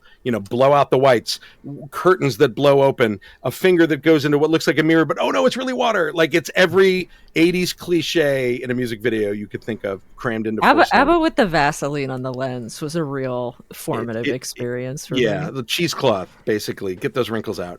And the two women in it who have incredible voices have these giant shoulder pads and these big hairdos. It's very 80s. It is it's incredible. 80s. And the music for that show, I saw it. I remember hearing, obviously, One Night in Bangkok was a hit, and then I bought the album, and this is like 87 when it came out. I was like 17, and I obsessed with it. And that summer, my graduation trip, I got to go to Europe, and I went to see the original stage production in the West End. On the West End. Yeah.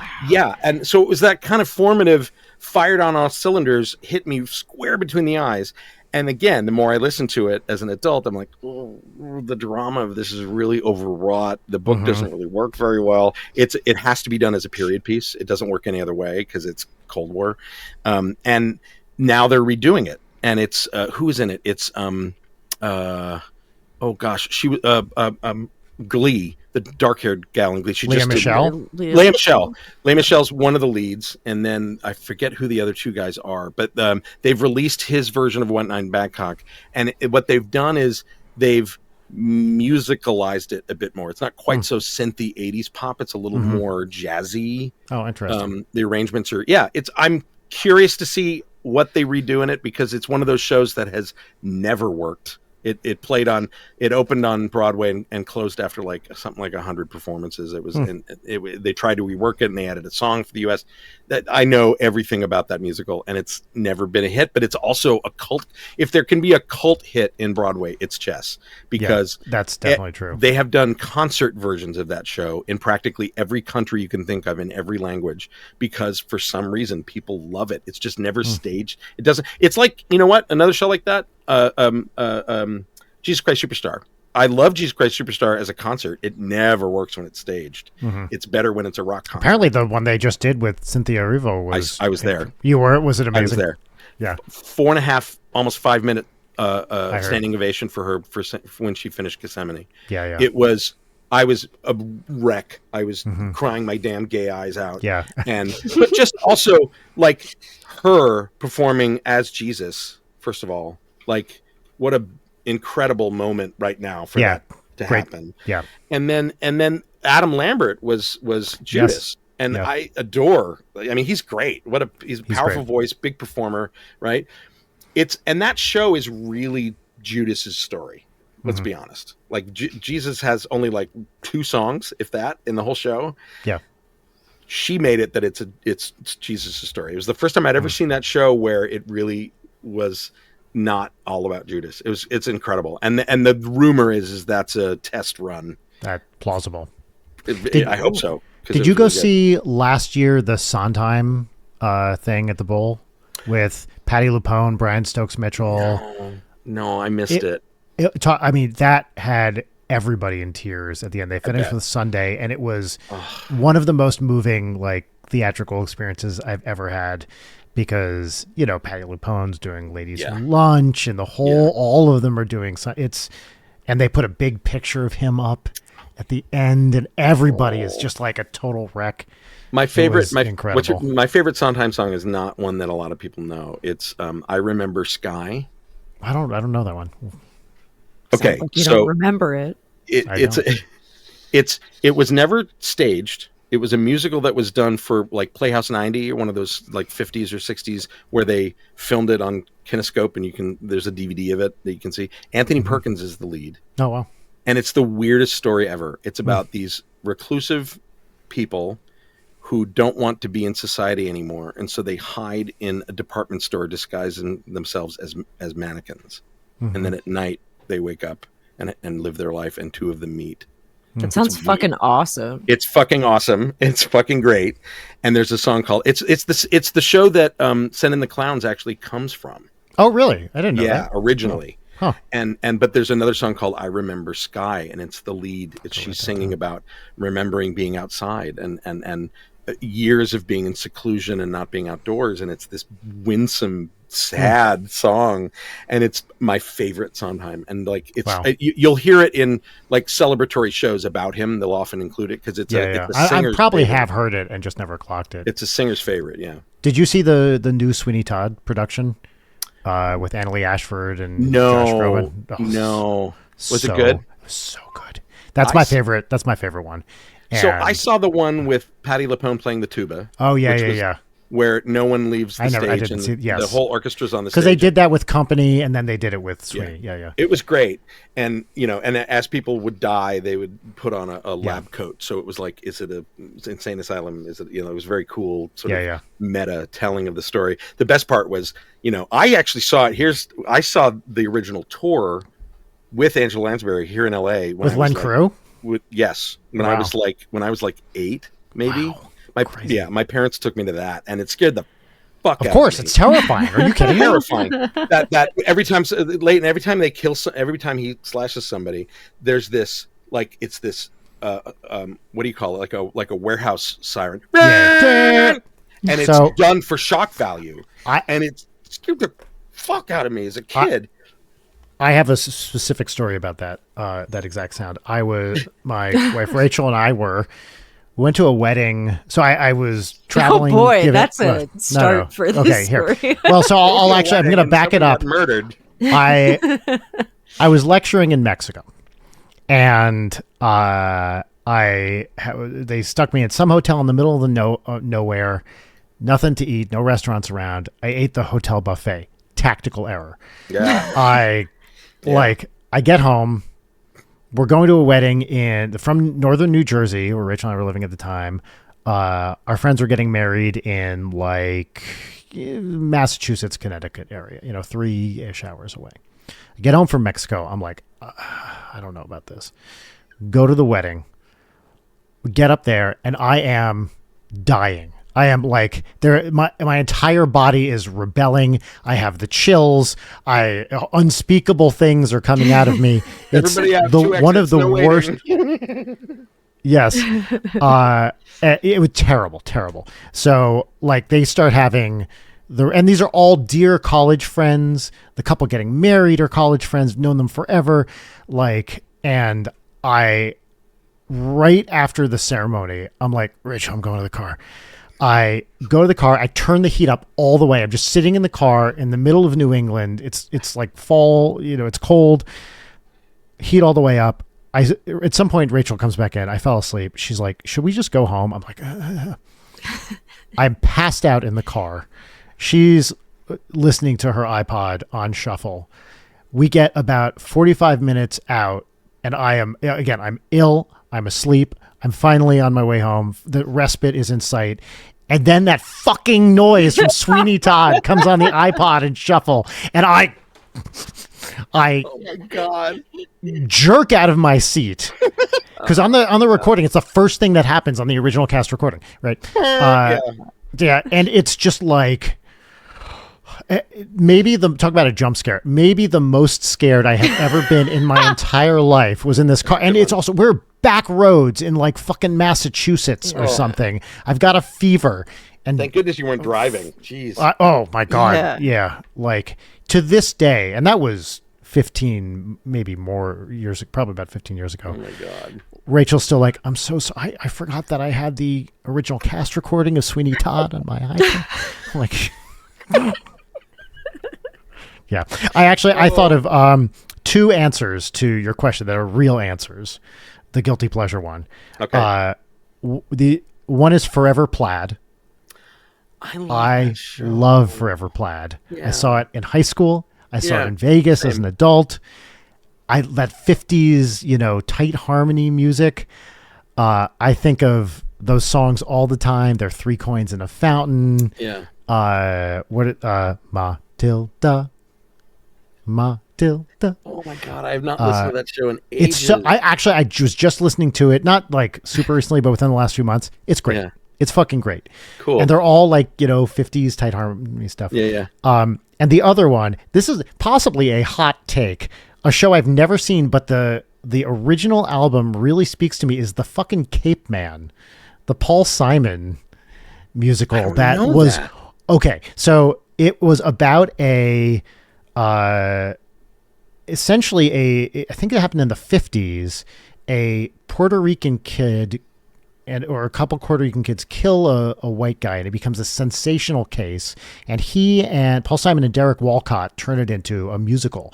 And because victims of the original families are like still alive, it becomes this like, people lose their mind. The show gets bad reviews. First of all, they said it was not a great show. Yeah. But I love Paul Simon. And he also pulled the absolutely insane move to release the album of the show with him singing basically all the parts instead of the cast, which is like it's like, what's going on here? But it's pretty fucking great. All right. I got to look that up. I really like it. And it's I forget exactly when it was. I think it was late 90s.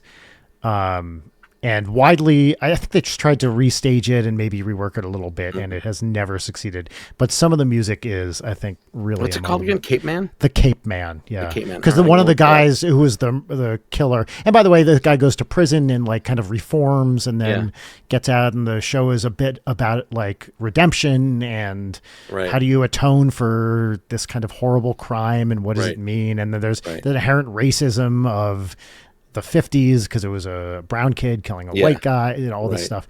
I think some of the music is genuinely touching, and the show is widely reviled. So here's a question, looping back to theme parks.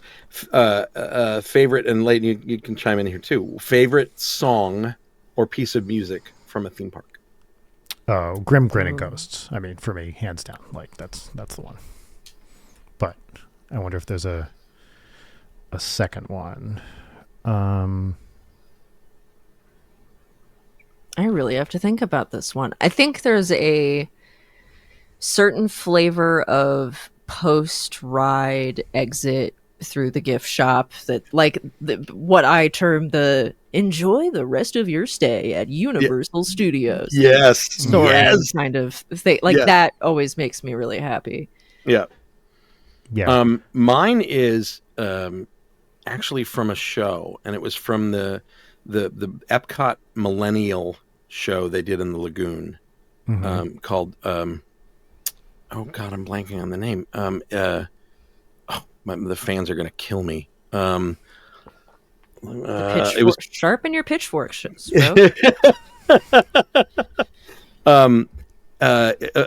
Reflections of Earth. That was what it was called. Reflections of Earth. Gavin Greenaway composed it, and it's one of the few Disney shows that is not Disney music at all. No, nothing from the movies, nothing and it is Brian. You need to listen to it. It's it's called Reflections of Earth. Reflections of Earth, and it was the nighttime spectacular. Basically, it was the Kiss Goodnight show, and it was because it was the Millennium, and it was about Epcot. It was this. You should see if you can find like a recording. There's good recordings of it. There's a really good, somebody remastered it and remixed it on YouTube, and it's fantastic. But I think that's set to video of the show as well, and the show was really cool. It was humanity. It was we're all together on this big blue marble kind of show, right? And it ends in fireworks and fountains, and it's beautiful. It's awesome. It was music that never failed to make me cry. It was just beautiful, and I've used it. And the proof in the pudding is I've used it as temp like 25 times because it's so good. Like it nails a very particular emotion for that kind of show. So I mean, Grim Grinning Ghosts and Haunted Mansion in general, like that's going to be my perennial go-to favorite. But that, as far as original music for a theme park, that is for Reflections of Earth is choice. I have multiple other. We're hitting our time here because the thing is that I could pick your brain for 8 hours. Let's do another episode. Yes, you have to come back. The first thing I was going to ask was... also, one of our favorite guests, Chris Grace, who's been on this show, an old comedy buddy of mine, and has been on the show like 6 times or something. Like he's ridiculously funny. I love Chris. He's the funniest. He's the sweetest. He's one of, he's probably been on the show more than almost any other guest. Oh my God. Okay, cool. Yeah. I love that. It sounds like we should all go to the Tonga Hut together. I think that is a fucking plan. Right, and we'll record a segment for the show at the Tonga Hut after a couple of drinks. Yes, perfect. Yeah. So the first thing I was going to ask was, what is your favorite / most mourned defunct ride? Wade and I had the same question. Very easy. Adventure Through Inner Space, which was replaced by Star Tours. So it was a ride at Tomorrowland at Disneyland that was presented by Monsanto. It was a corporate. This is always the joke that I pull out when I talk about corporation Monsanto. Yeah, Monsanto. And it was you ride through the Mighty Microscope, which was this big microscope in the load station, and the ride vehicles went in at full size, and then you saw little tiny ones because it miniaturized you. Great. And you go into a water droplet, you go into through this microscope into a molecule, and it was a science base. It was very abstract and weird and spacey in the music, and you kept shrinking, and there was the threat was maybe you're never going to go back to normal size, but it was also the makeout ride. Hell yeah. The people that worked there called it Adventure Through Inner Thigh. Or Adventure Through Inner Blouse. Yeah. That's fantastic. That's the episode title. It was the location of my first boy-on-boy kiss. Aww. Rest in peace, Inner Space. Rest in peace, Inner Space. It was replaced by Star Tours, and you can find plenty of stuff out there. One of my favorite things is there's a particularly obsessed nerd who has rebuilt it in VR, so you can ride the ride in your Quest 3. Basically, so many people do that. Yes, I love that. And then people who are like, here's my family tape from 1995 where we walk up to the ride and go on the ride. And there's a ton of that. Yeah. God bless YouTube for keeping that stuff in our minds, Yeah. But there's a whole community of people that recreate rides in various programs. I knew my Men in Black ride had sort of made it because some kid built it in Minecraft, like a fully rideable in Minecraft bricks with the soundtrack, and you could fire at things. Yeah, and they were like some 15-year-old kid. Like awesome. I wish I had the time. I wish I had the time. Like, I don't know any better definition of making it than someone recreated your thing in Minecraft. Like, oh my God, that's incredible. Yes. Yeah, it was amazing. All right, I do want to move on to segments. And I think, Leighton, let's do what's popping and then one peach each. One peach each. I know. I have more questions. Well, okay.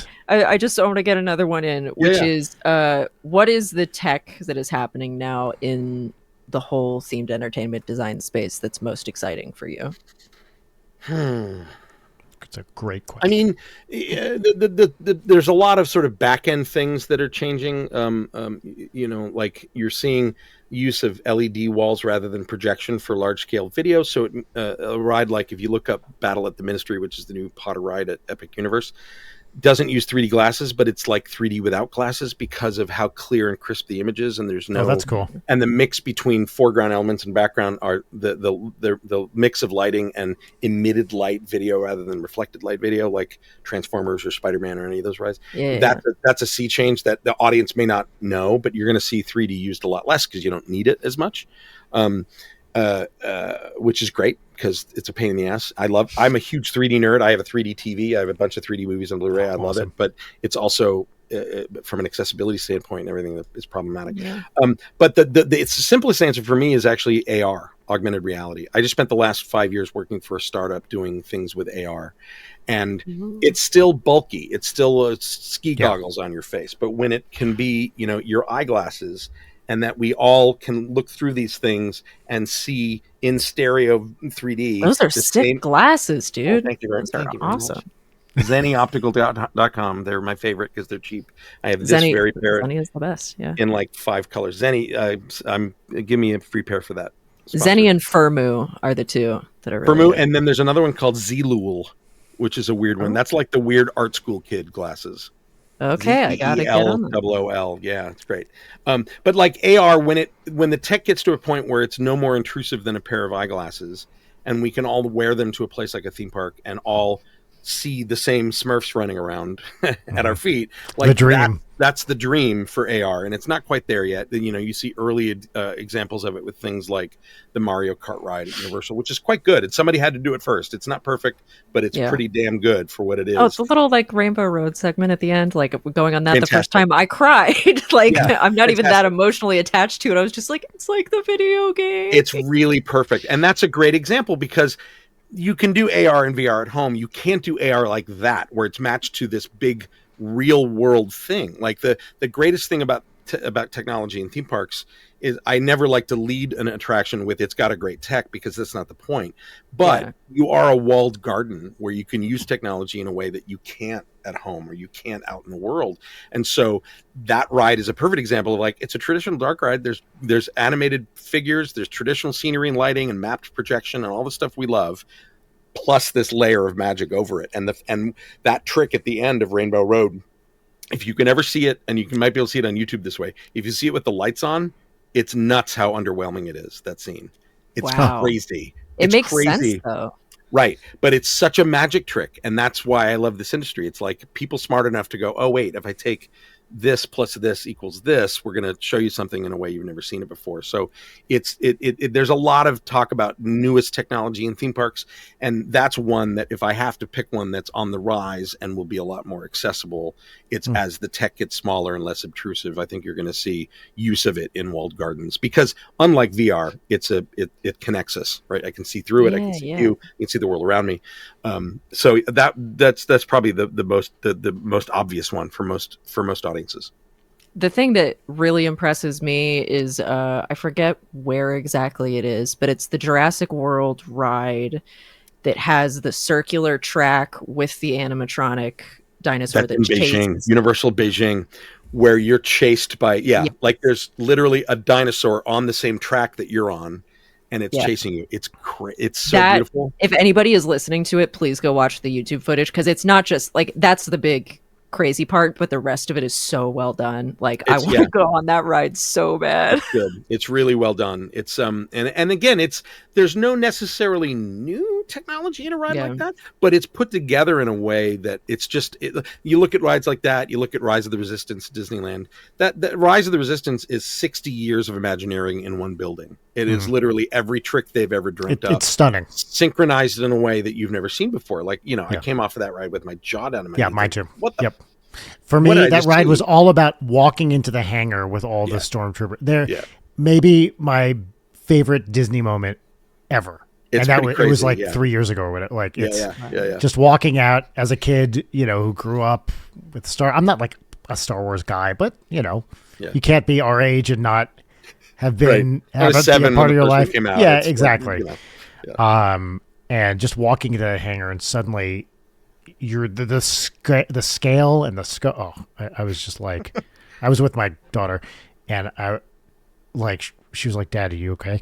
Like, I couldn't believe it. I cried when I built my lightsaber. And again, I'm not like super fan, but it hit a perfect note of call to action and wish fulfillment that I didn't know I needed. It's beautifully done. Even just seeing the Millennium Falcon there, it's right there. I mean, you can't. The first time I rode Falcon, and the first time I piloted and got to pull that hyperspace lever. I got a boner. Like, I think it was like that was wish fulfillment. Like, I didn't know I needed, but they got it right. It's not just a lever. Like, the weight of it is right, and it's heavy, and it does this thing on screen that you've seen a million times in the movies. It's just like it's the thing about this industry is that you can get this alchemy of elements that you don't expect that add up to something that is an emotional reaction. And the thing that it adds up to is a boner. Yeah, that's right. I had a big Star Wars boner. On that note, we're going to move on to segments. Oh my God, I had one more. I know it's such a perfect transition, but I have one more. I'm sorry. Do it. What? Okay, Dave, what are your pet peeves if you go to an experience or a ride or something? People who don't understand people around them and has no understanding of physical space and stop in the middle of walkways and with their strollers and their map out looking like they don't know where to go. Pull to the fucking side. You were ready. Oh, I had that one in the chamber. Are you kidding me? And there's a place for strollers. It's over there with the other strollers. Please. It's where they are. Look, these, when I didn't grow up on the East Coast, I grew up here, but I went enough and went to New York. You walk with purpose. You know where you're going. Don't get in people's way. Understand that other people have things to do. Yes, that's right. Oh my God. It's like I literally go feral. I want to yell at people. And I'm super chill and fun in theme parks. I'm like theme park dad, and I do all the fast passes for you, and I know where everything is, and we'll be fun. And then when somebody does that, I'm like, it's the Fran Lebowitz pretend it's a city thing. Right. It's like, yes. Okay. Pretend it's a theme park. Get the fuck out of the way. Biggest pet peeve. Yeah. Yeah, couldn't agree more. Amazing. And honestly, I meant in terms of like design. If you go somewhere and it's like, oh, here's this little trick. Here it is. Well, the cliche of every ride being, we're going to do this thing. Oh no, something went horribly wrong. Yeah. Hold on to your butts. Yeah, right. And then at the end, great job, cadets. Like, great job, cadets. Yeah. Yes. No. Oh, like it's unavoidable in a certain way, but there are more clever ways around it. It's cute. I'm charmed by it every single time. Right, my dad and I would do a bit when we would go on the Jurassic Park ride in Orlando of being like, should we tell them that they're a dinosaur? I don't think that was supposed to. Oh my God, I love your dad. I love him already. I mean, like in Men in Black, we sort of subverted that. Like we were like, this is a thing in every ride, but now we get to not only do it, but then we flash your memory and it's a joke about the movie.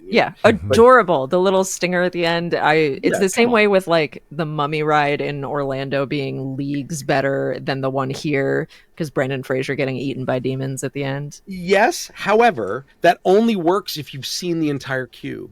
And so when and on a day where there's nobody there, it's just, why is Brendan Fraser yelling at me about coffee? Like, it's just, that's another pet peeve of mine. That it's like, you have to design an experience for people who are paying attention to every word of the pre-show, and you have to design a show that works for people who didn't give a fuck about it. Mm-hmm. And that's one of those such cases. A good point, because I've been going on it since I was a kid, so I've never questioned it.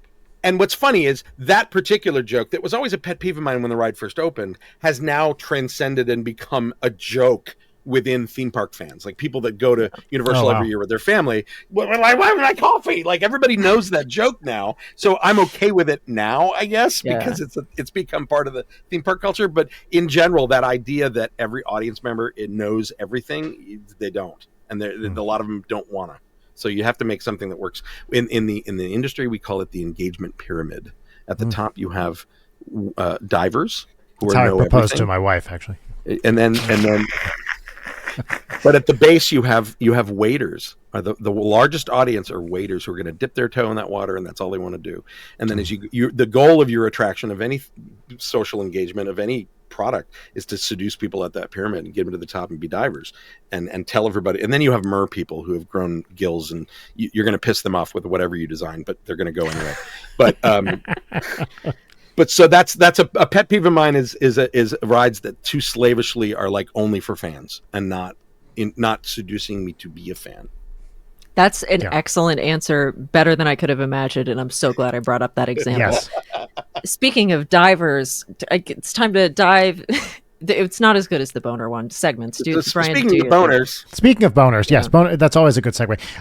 We're going to do 2 very quick segments because I genuinely want to know, Dave, your answers to these. So our first segment is our pop culture recommendation segment. This is where you get to talk about something you've been enjoying recently, book, movie, video game, whatever it is, doesn't matter. I don't like to belabor the introductions to these, so we're just going to get right to it. The segment is called What's Poppin', and the theme song, which we insert in post and you won't hear right now, goes here. Great.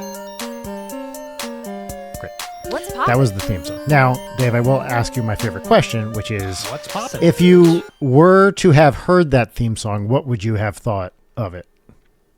I think it's awesome. I wrote it myself. Thank you very much. I appreciate that. Leighton, what's poppin'?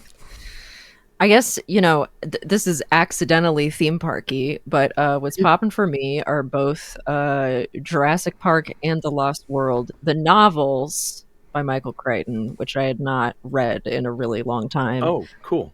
And it's great revisiting them. I had basically no memory of The Lost World because I've been reading it on Kindle, and I'm like, when did I highlight this shit? When did this happen? But they're great books if people like the movies and have not read the books. Michael Crichton is such a aerodynamic is the word that I use for his writing, because it's very spare. The prose is extremely simple. It is just shit moves, and they're really enjoyable. I have one minor quibble about the Lost World book, though, is that he talks about this growing geothermal energy on the island through the whole thing, and you're like, oh, there's going to be a volcanic eruption at the end of this book, and then there's not, and it's like, what? Yeah, it's because I rewatched Jurassic Park the movie just because I had not seen it since I was a kid, and as a kid I was obsessed, as any dinosaur child in that era was. And then I rewatched The Lost World definitely for the first time since, being a teenager. And it's like, this is fine. The thing is it's a bad Jurassic Park sequel, but compared to the type of shit sequel we get now, or the Jurassic World movies, it was like, this is great. Jurassic World movies make me absolutely, that first one made me angry. I haven't seen them. It made me angry. Every Jurassic Park movie has a well-deserved gory death. Right, Gennaro gets picked up. The guy gets ripped in half in the Lost World, and it's always somebody who deserved it. And then Jurassic World comes along, and it's the babysitter who didn't do anything wrong. It's the meanest death, and it's in all meanest. Of them. It's vicious and gurgling and horrible. It's so bad. I literally almost got up and walked out. It made me so angry. It's one of the most misogynist things I've ever seen in a movie, because then they turn to the kids that she was looking after, and they go, okay, we'll go with you to whoever, what's her name? They turn it into a joke. Yeah, and it's so also angry. Rewatching Jurassic Park, the lack of mawkishness in Grant turning from I hate kids to protecting the kids. Yeah, it is genuinely sweet, and it played really well. When I was a kid, I was just these kids are fucking annoying. Yeah, as an adult, I'm just like, oh, this is nice. And then they do the exact same beat in Jurassic World, and it's like, I don't fucking buy this. Are you kidding me? No, and it's ooh, career-focused woman, is trying to find true calling, taking care of children.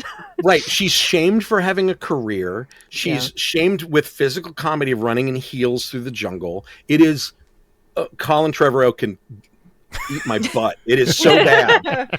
Like it is. That was one of those movies. All three of them. I don't think any of them are really any good. The second one, that's the haunted house movie with dinosaurs. Like Cloned Child. I haven't seen that one, but everything I've heard about it just makes it sound fucking crazy. They are the worst kind of movie by studio committee to me. That I keep waiting for them to be any good, and they're not. Anyway, but having watched those, if you go back and watch Lost World, it's like this fucking rules. It's a bad. Can we go back to this now? It's not. But it's like they're fun deaths. Yeah. Like they're great set pieces. Because it's still Spielberg, right? It's right? It is. Yeah, but Spielberg.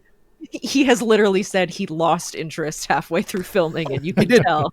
He was directing the edit and some of the second unit shooting remotely while he was shooting Schindler's List. Oh my god! Like, he admits that he was just sort of checked out, and it shows. Like that, one of the set pieces I love and hate at this insane amounts is the gymnast girl who defeats a raptor. So stupid. It's so dumb. It's so dumb. But and I love it, and I want to punch it. That being the dumbest thing that happens in the movie is just like, oh, what a quaint time when that's the dumbest thing that happens. Exactly. But then you get T-Rex in San Diego drinking out of a swimming pool and eating a dog. As a kid, that was the scariest thing in the world to me. Yeah. But like the whole literal cliffhanger set piece with the trailers dangling off, trying to get the winch on the car. Thrilling cinema. Yeah, it's actually a really good set piece. That's a nice one. Yeah, and also getting to do the compy death that's Hammond's death in the actual book, which is such a horrifying sequence. Horrifying. But it's also, you can't communicate the way that it's written in the book, which is their saliva is poison, and so Hammond is kind of like dreamily dying and aware that they're eating him alive. As they eat his stomach. Yeah. Oh. It's all off camera in Lost, where the guy stumbles over the log and it happens, here. But then even with that, and then you see the blood come down the river, and it's like, okay, that's cute. Good. I like it. It's very Spielberg. Yeah, very Spielberg. Yeah. Anyway, so those two are what's popping for me. Anybody who hasn't read any Michael Crichton, check it out. They're good. Yeah. Dave, what's popping for you? What's popping? So I'm a video gamer. I've been playing since I was a kid. I suck at all of them. I'm not good at any of them, and especially modern day games and shooting games, first person, and especially multiplayer. I'm just not interested. So my jam is usually story based games and a lot of indie games. And I am obsessed with a game called Herdling. Herdling.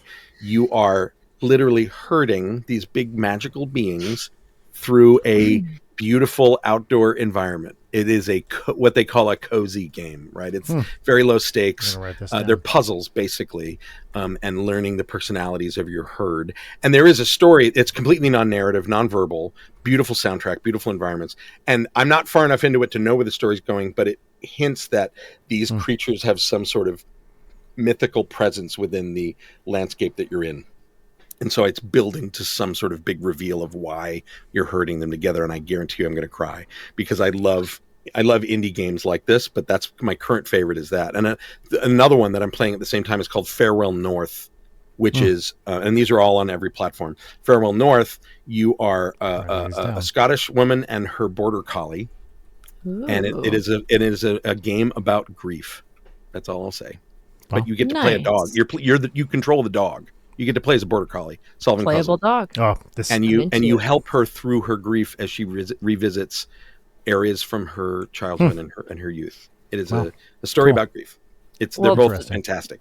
Speaking of indie games, have you ever played Dream Daddy or the game Homebody? Fuck yes. Oh yes. Dream Daddy. Those are, oh my god. Well, do you know Layden's connection to Dream Daddy? No. Oh, I was it's the her game. Dream Daddy is her game. Co-creator. Dream Daddy. Yeah. I want to fuck every character in that game. Yay! Literally, this is Layton's game. She co-creator, art director, and co-wrote it. wrote it. Yeah. I love you. Thank you. I'm proud of it. And the other one, if you want a Steam key for Homebody, if you like puzzly horror games. Thank you. I don't know about that one. Oh, cool. Yeah. This is Layton's newest game. Thank you for the bear representation in Dream Daddy. I do appreciate that. Yeah, that was important to me. What's the one now where it's like, would you date these objects? That's another game. That's a date thing. One of our producers on the game, I believe, worked on it. So I'm glad to see it be. successful. It's very funny and deeply weird and Yeah. deeply horny. Like, it's just, I love that there's this whole rash of indie games that are, just north of furrydom, basically. I should say also, I do a voice in Dream Daddy. I'm one of the voice actors. Really? Yeah. I'm Yeah. Quizmaster Quinn. Tourmaster Quinn also. Oh, I want to do a voice for your next game then. Well, we have some things to discuss after this episode. Cool. Yeah. Excellent. Brian, what's popping for you? I'll go quick. This Sunday, I went to the Ford Theater here in beautiful Los Angeles, California, and I saw the Terry Riley 90th birthday concert. Now, if you don't know Terry Riley, he is a legendary minimalist composer.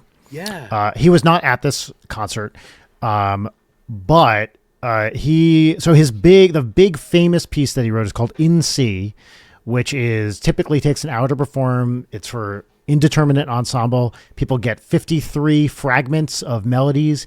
There's a piano just going tink, tink, tink, tink, tink, tink, tink on octave Cs.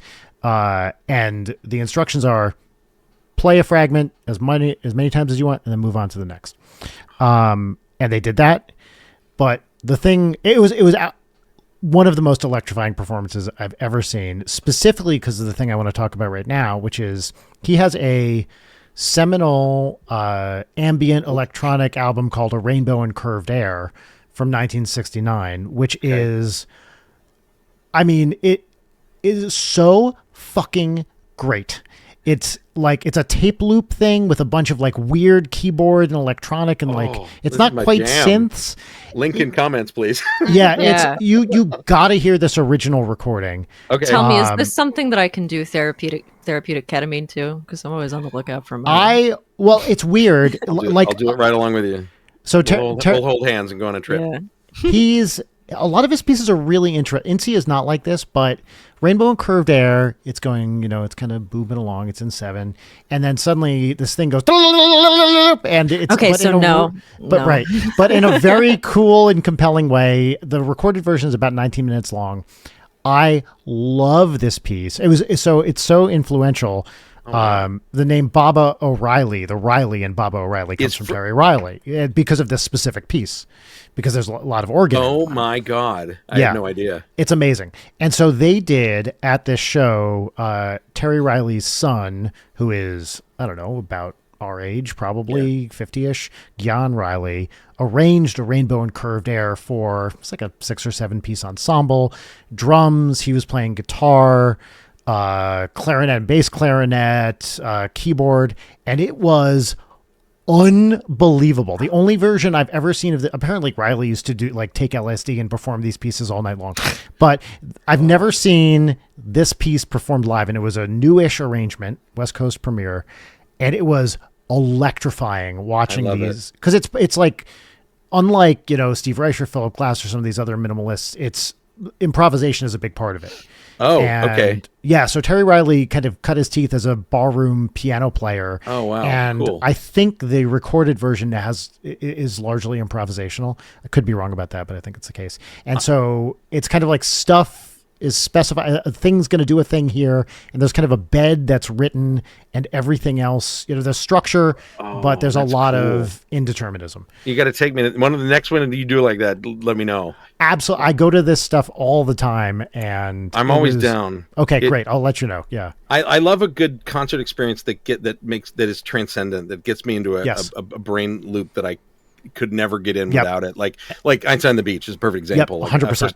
I don't know if I ever want to see a full production of it ever again. It's exhausting, but I got into this brain space. Like, you know what did that to me recently? It was if you have not gone to see Air's Moon Safari concert. Oh, I want to. I just saw an ad for it. I love Moon Safari. Yeah, it got me in that headspace. It got me in that time means nothing right now, and I don't understand what's around me. All I'm focused on is what's in my ear holes and what's in front of my eyes, and it is absolutely transcendent. It's a beautiful moment. It's a great album as well, but hearing it live at concert volume is just that's 100%, dude. Yeah. And this is what I love about the minimalist stuff is it just totally rewards this lock in and drift and come back in and out and pick this. And it's just, the musicians are playing off one another, but also your attention is getting to focus on different parts. And I always find it such an interesting exercise to just with audio focus on different sections of it. And it's this weird, it's purely psychology. Yeah, it's just a thing in your brain. Yeah. And you can try to listen to it. And the other great thing about this Terry Riley concert is a singularly great collection of art weirdos in attendance. I mean, if you want, like, you know, a lot, I was definitely younger than the median age there by probably about 15 years. Yeah. They had one of this guy, I think I'm getting his name right, David, I think, Rosenblum, who played on the original recording in C, was just in the audience. And as I walked in, I heard someone go, "That's David Rosenblum." I don't know who the fuck this guy is. Big nerds. Giant nerds. Yeah, like classical music weirdos in the best way. Listener to the show, Richard Ahn, who organizes this amazing classical program here called Pianospheres of Modern Piano Music. He was there. He said hi. It was it was so great. And Terry Riley is just the ultimate badass. He wasn't there because he's in a voice like recording from Japan because he's off doing something amazing over there. Sure. Like, of course, because of course he is. They did a thing at UCLA like 7 years ago where he showed up. He flew down from like Oregon or wherever he lives and he played. And I got there. I do this all the time. I don't know if you guys do this. I got there like an hour early because I'm going like, I got to get in to see the Terry Riley panel. There were like 10 people there. No one, like, of course. And I was like, because I can't miss Terry Riley. He doesn't live here. He's never going to be here again. But you know, those 10 people are like, they're your peeps. That's they're right. Your peeps. And it was just some like they're all autistic rehearsal. Too, yeah. And that's even more reason for them. 100%. It was just some rehearsal room at UCLA, and then he was playing a concert the next night. And this guy who at the time was probably, I don't know, 83 or something. He's like, yeah, I'm going to play a little piece right now. Sits down, just shredding on piano. Shredding. Like, amazing. I couldn't touch this. Oh, it was incredible. Yeah. Anyway, Rainbow and Curved Air, 1969, original Terry Riley recording. I'm going to seek it out. Cool. All right. Amazing. Leighton. Now it's time for our final segment, which for today will be 1 part gratitude exercise and no parts petty grousing. The name of this abbreviated segment is 1 peach each. Here's the theme song. 1 peach each. 1 peach. Yeah, that's about the dance for it. It's been a while since we did a 1 peach each. It's been a while. So now we will each say one thing that is good, exciting, is going to happen, or has happened already. I can go first. Oh no, go, please. I was trying to follow your thing where I speak too soon after coughing, which makes editing more difficult. So I was just trying to give a respectful distance. I appreciate that. Yeah, thank you. It feels good to be appreciated. Look at my idiot dog. Do you see that? What is your pupper's name? Her name's Maybe. Arrested Development style, spelled the same way. Yeah. Oh my God, Maybe. Hi, Maybe. She's a little idiot. Yeah, I can see with the little blep coming out there. That is a real good dumb. She's only started doing that in the past year, and it's crazy. Like it's permanent. No, yeah, we're talking about. She's looking at me. She knows. She knows. She can sense. She can sense talent. Yeah, she can. It's true. That's why she hates you, Brian. I know, and has switched to loving your wife. That's exactly right. All right, my 1 peach is that Twerp's going to be in town for a show. I get to hang out with my friends. This is so Twerp, Dave, is a very good band in their own right, and also my band, Ninja Sex Party's studio guys and backing touring band. Okay, and cool. We just got off tour with them, and now they just put out an amazing new album, truly great album, and they're touring in support of it. So they're going to be coming through LA. They're on tour now. They're going to be coming through LA on Friday. Yeah, we'll put you on the list. Yeah, let me know. Yeah. Hell yeah. That'd be awesome. Cool. All right, that's my peach. Who else has a peach? Dave? My peach. What am I grateful for? Oh, you know what? My peach would be about 2 weekends ago. I was up in Canada. I'm half Canadian by marriage. My husband's family is all from northern Manitoba. We went to Winnipeg for my niece's wedding, and it was absolutely lovely. I'm not a sentimental guy about weddings, but I cried my eyes out because it was so lovely and sweet. And her vows, she's just a beautiful person. Her vows were incredible. And then when we got to dinner, there was an envelope in front of every seat with your name on it. And she was a little handwritten note for like people. She wrote a little handwritten note for everybody about what they meant to her. And I'm just a That's fucking wreck, just crying my ass incredible. off because she's a good human being, and the guy she's married is just amazing, and everybody looked like Jason and I got to get dressed up, and I loved putting on the dog, and it was just one of those moments. It's extended family. It's my husband's side of the family, and then my niece and nephew from my side of the family came with me with their partners, and the four of us kind of looked at each other like, yeah, this is nice. It was I got real sentimental lump in my throat afternoon. I was very grateful for that whole weekend. It was a lot of fun. I love that. What a nice peach. Brian, what's your peach? My peach is this past Sunday, I got to perform at the Bob Baker Marionette Theater because our podcast friends, Bothering the Band, who do a great podcast that we've had on this show and I've been on their show, they did a live podcast taping. And asked me to be on it. So this was literally right before the Terry Riley concert. Like the timing could not have been better. I showed up at before just in time. So not only was this taping fun, there were 4 guests: me, comedian John Gabris, very funny dude. He's hilarious. Missy DeBeast, the lead singer of Mannequin Pussy, and Kelsey Ayers. And it was a really great show. Gabris was like the nicest guy ever. I've been a fan of his for years. Did you tell Jory that you did this? Yes, we were texting about it. Truly just good energy, great show. But the real peach here is, so we went to see the Halloween Spooktacular at 1:30 because it's like, I was going to be in the area. Let's go see the puppet show.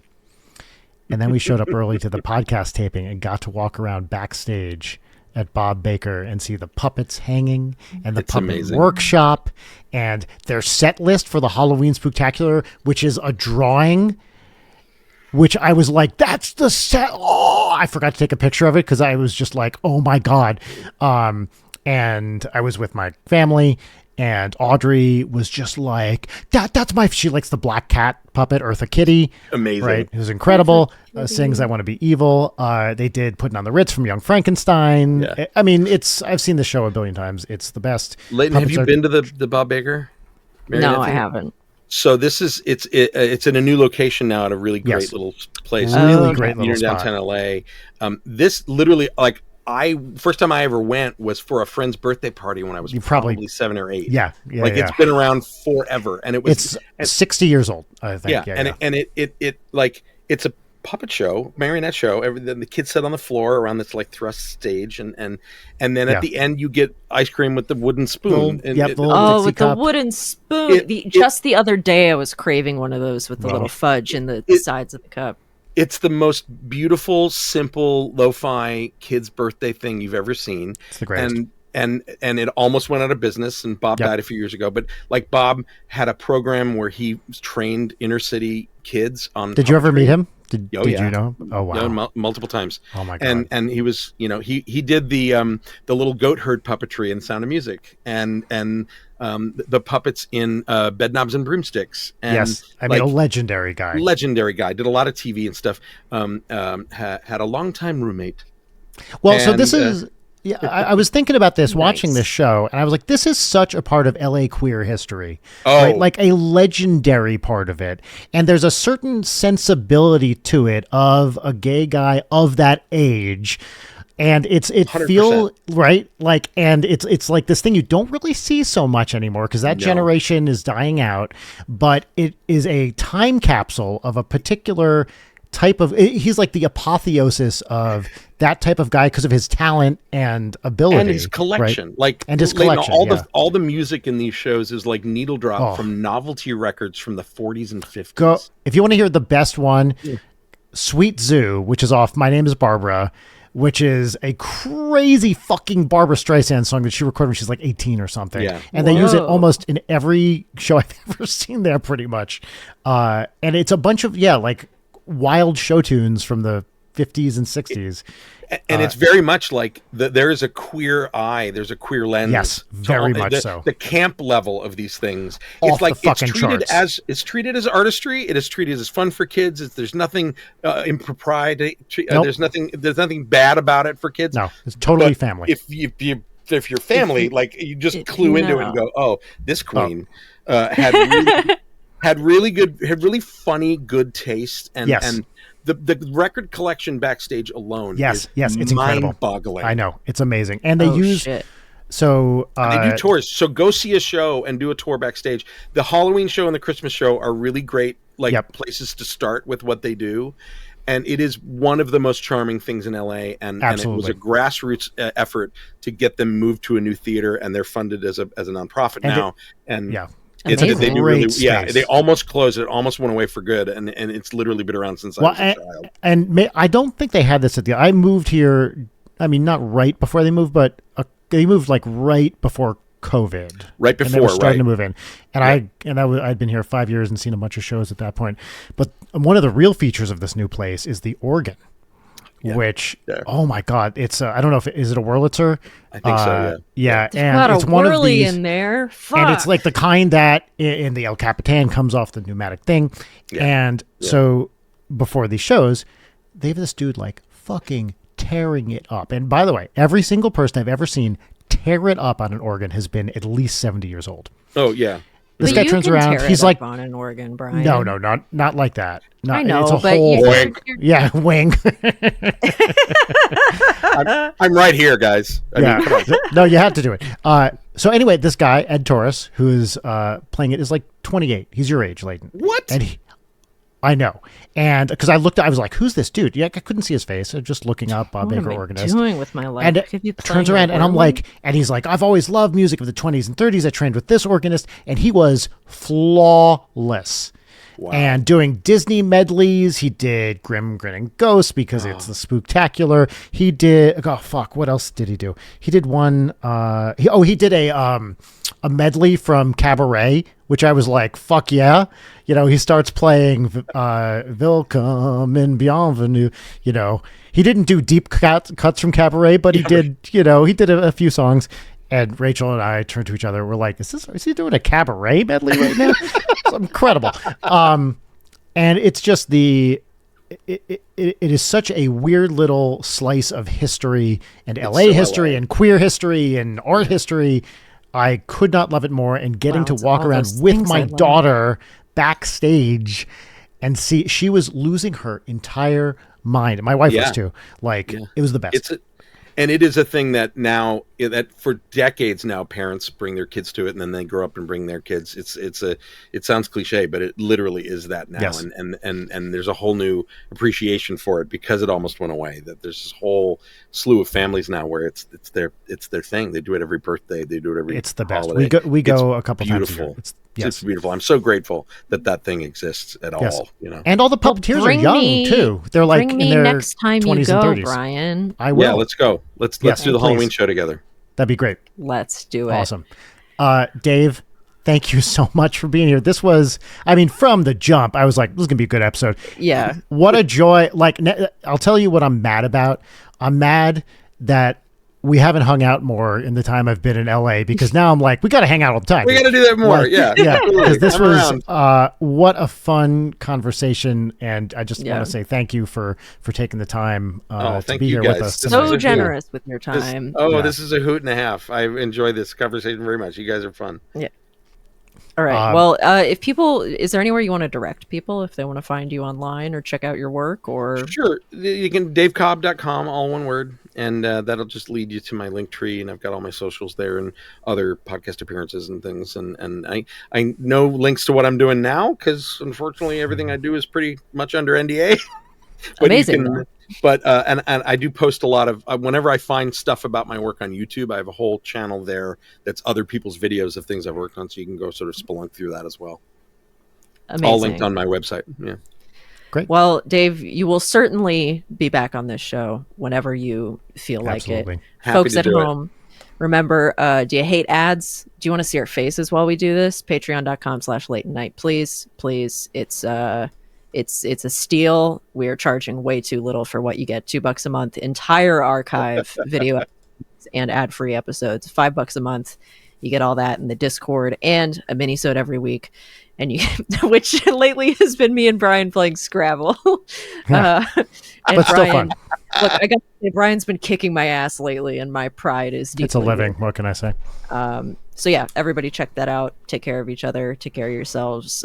Take your medication. And what?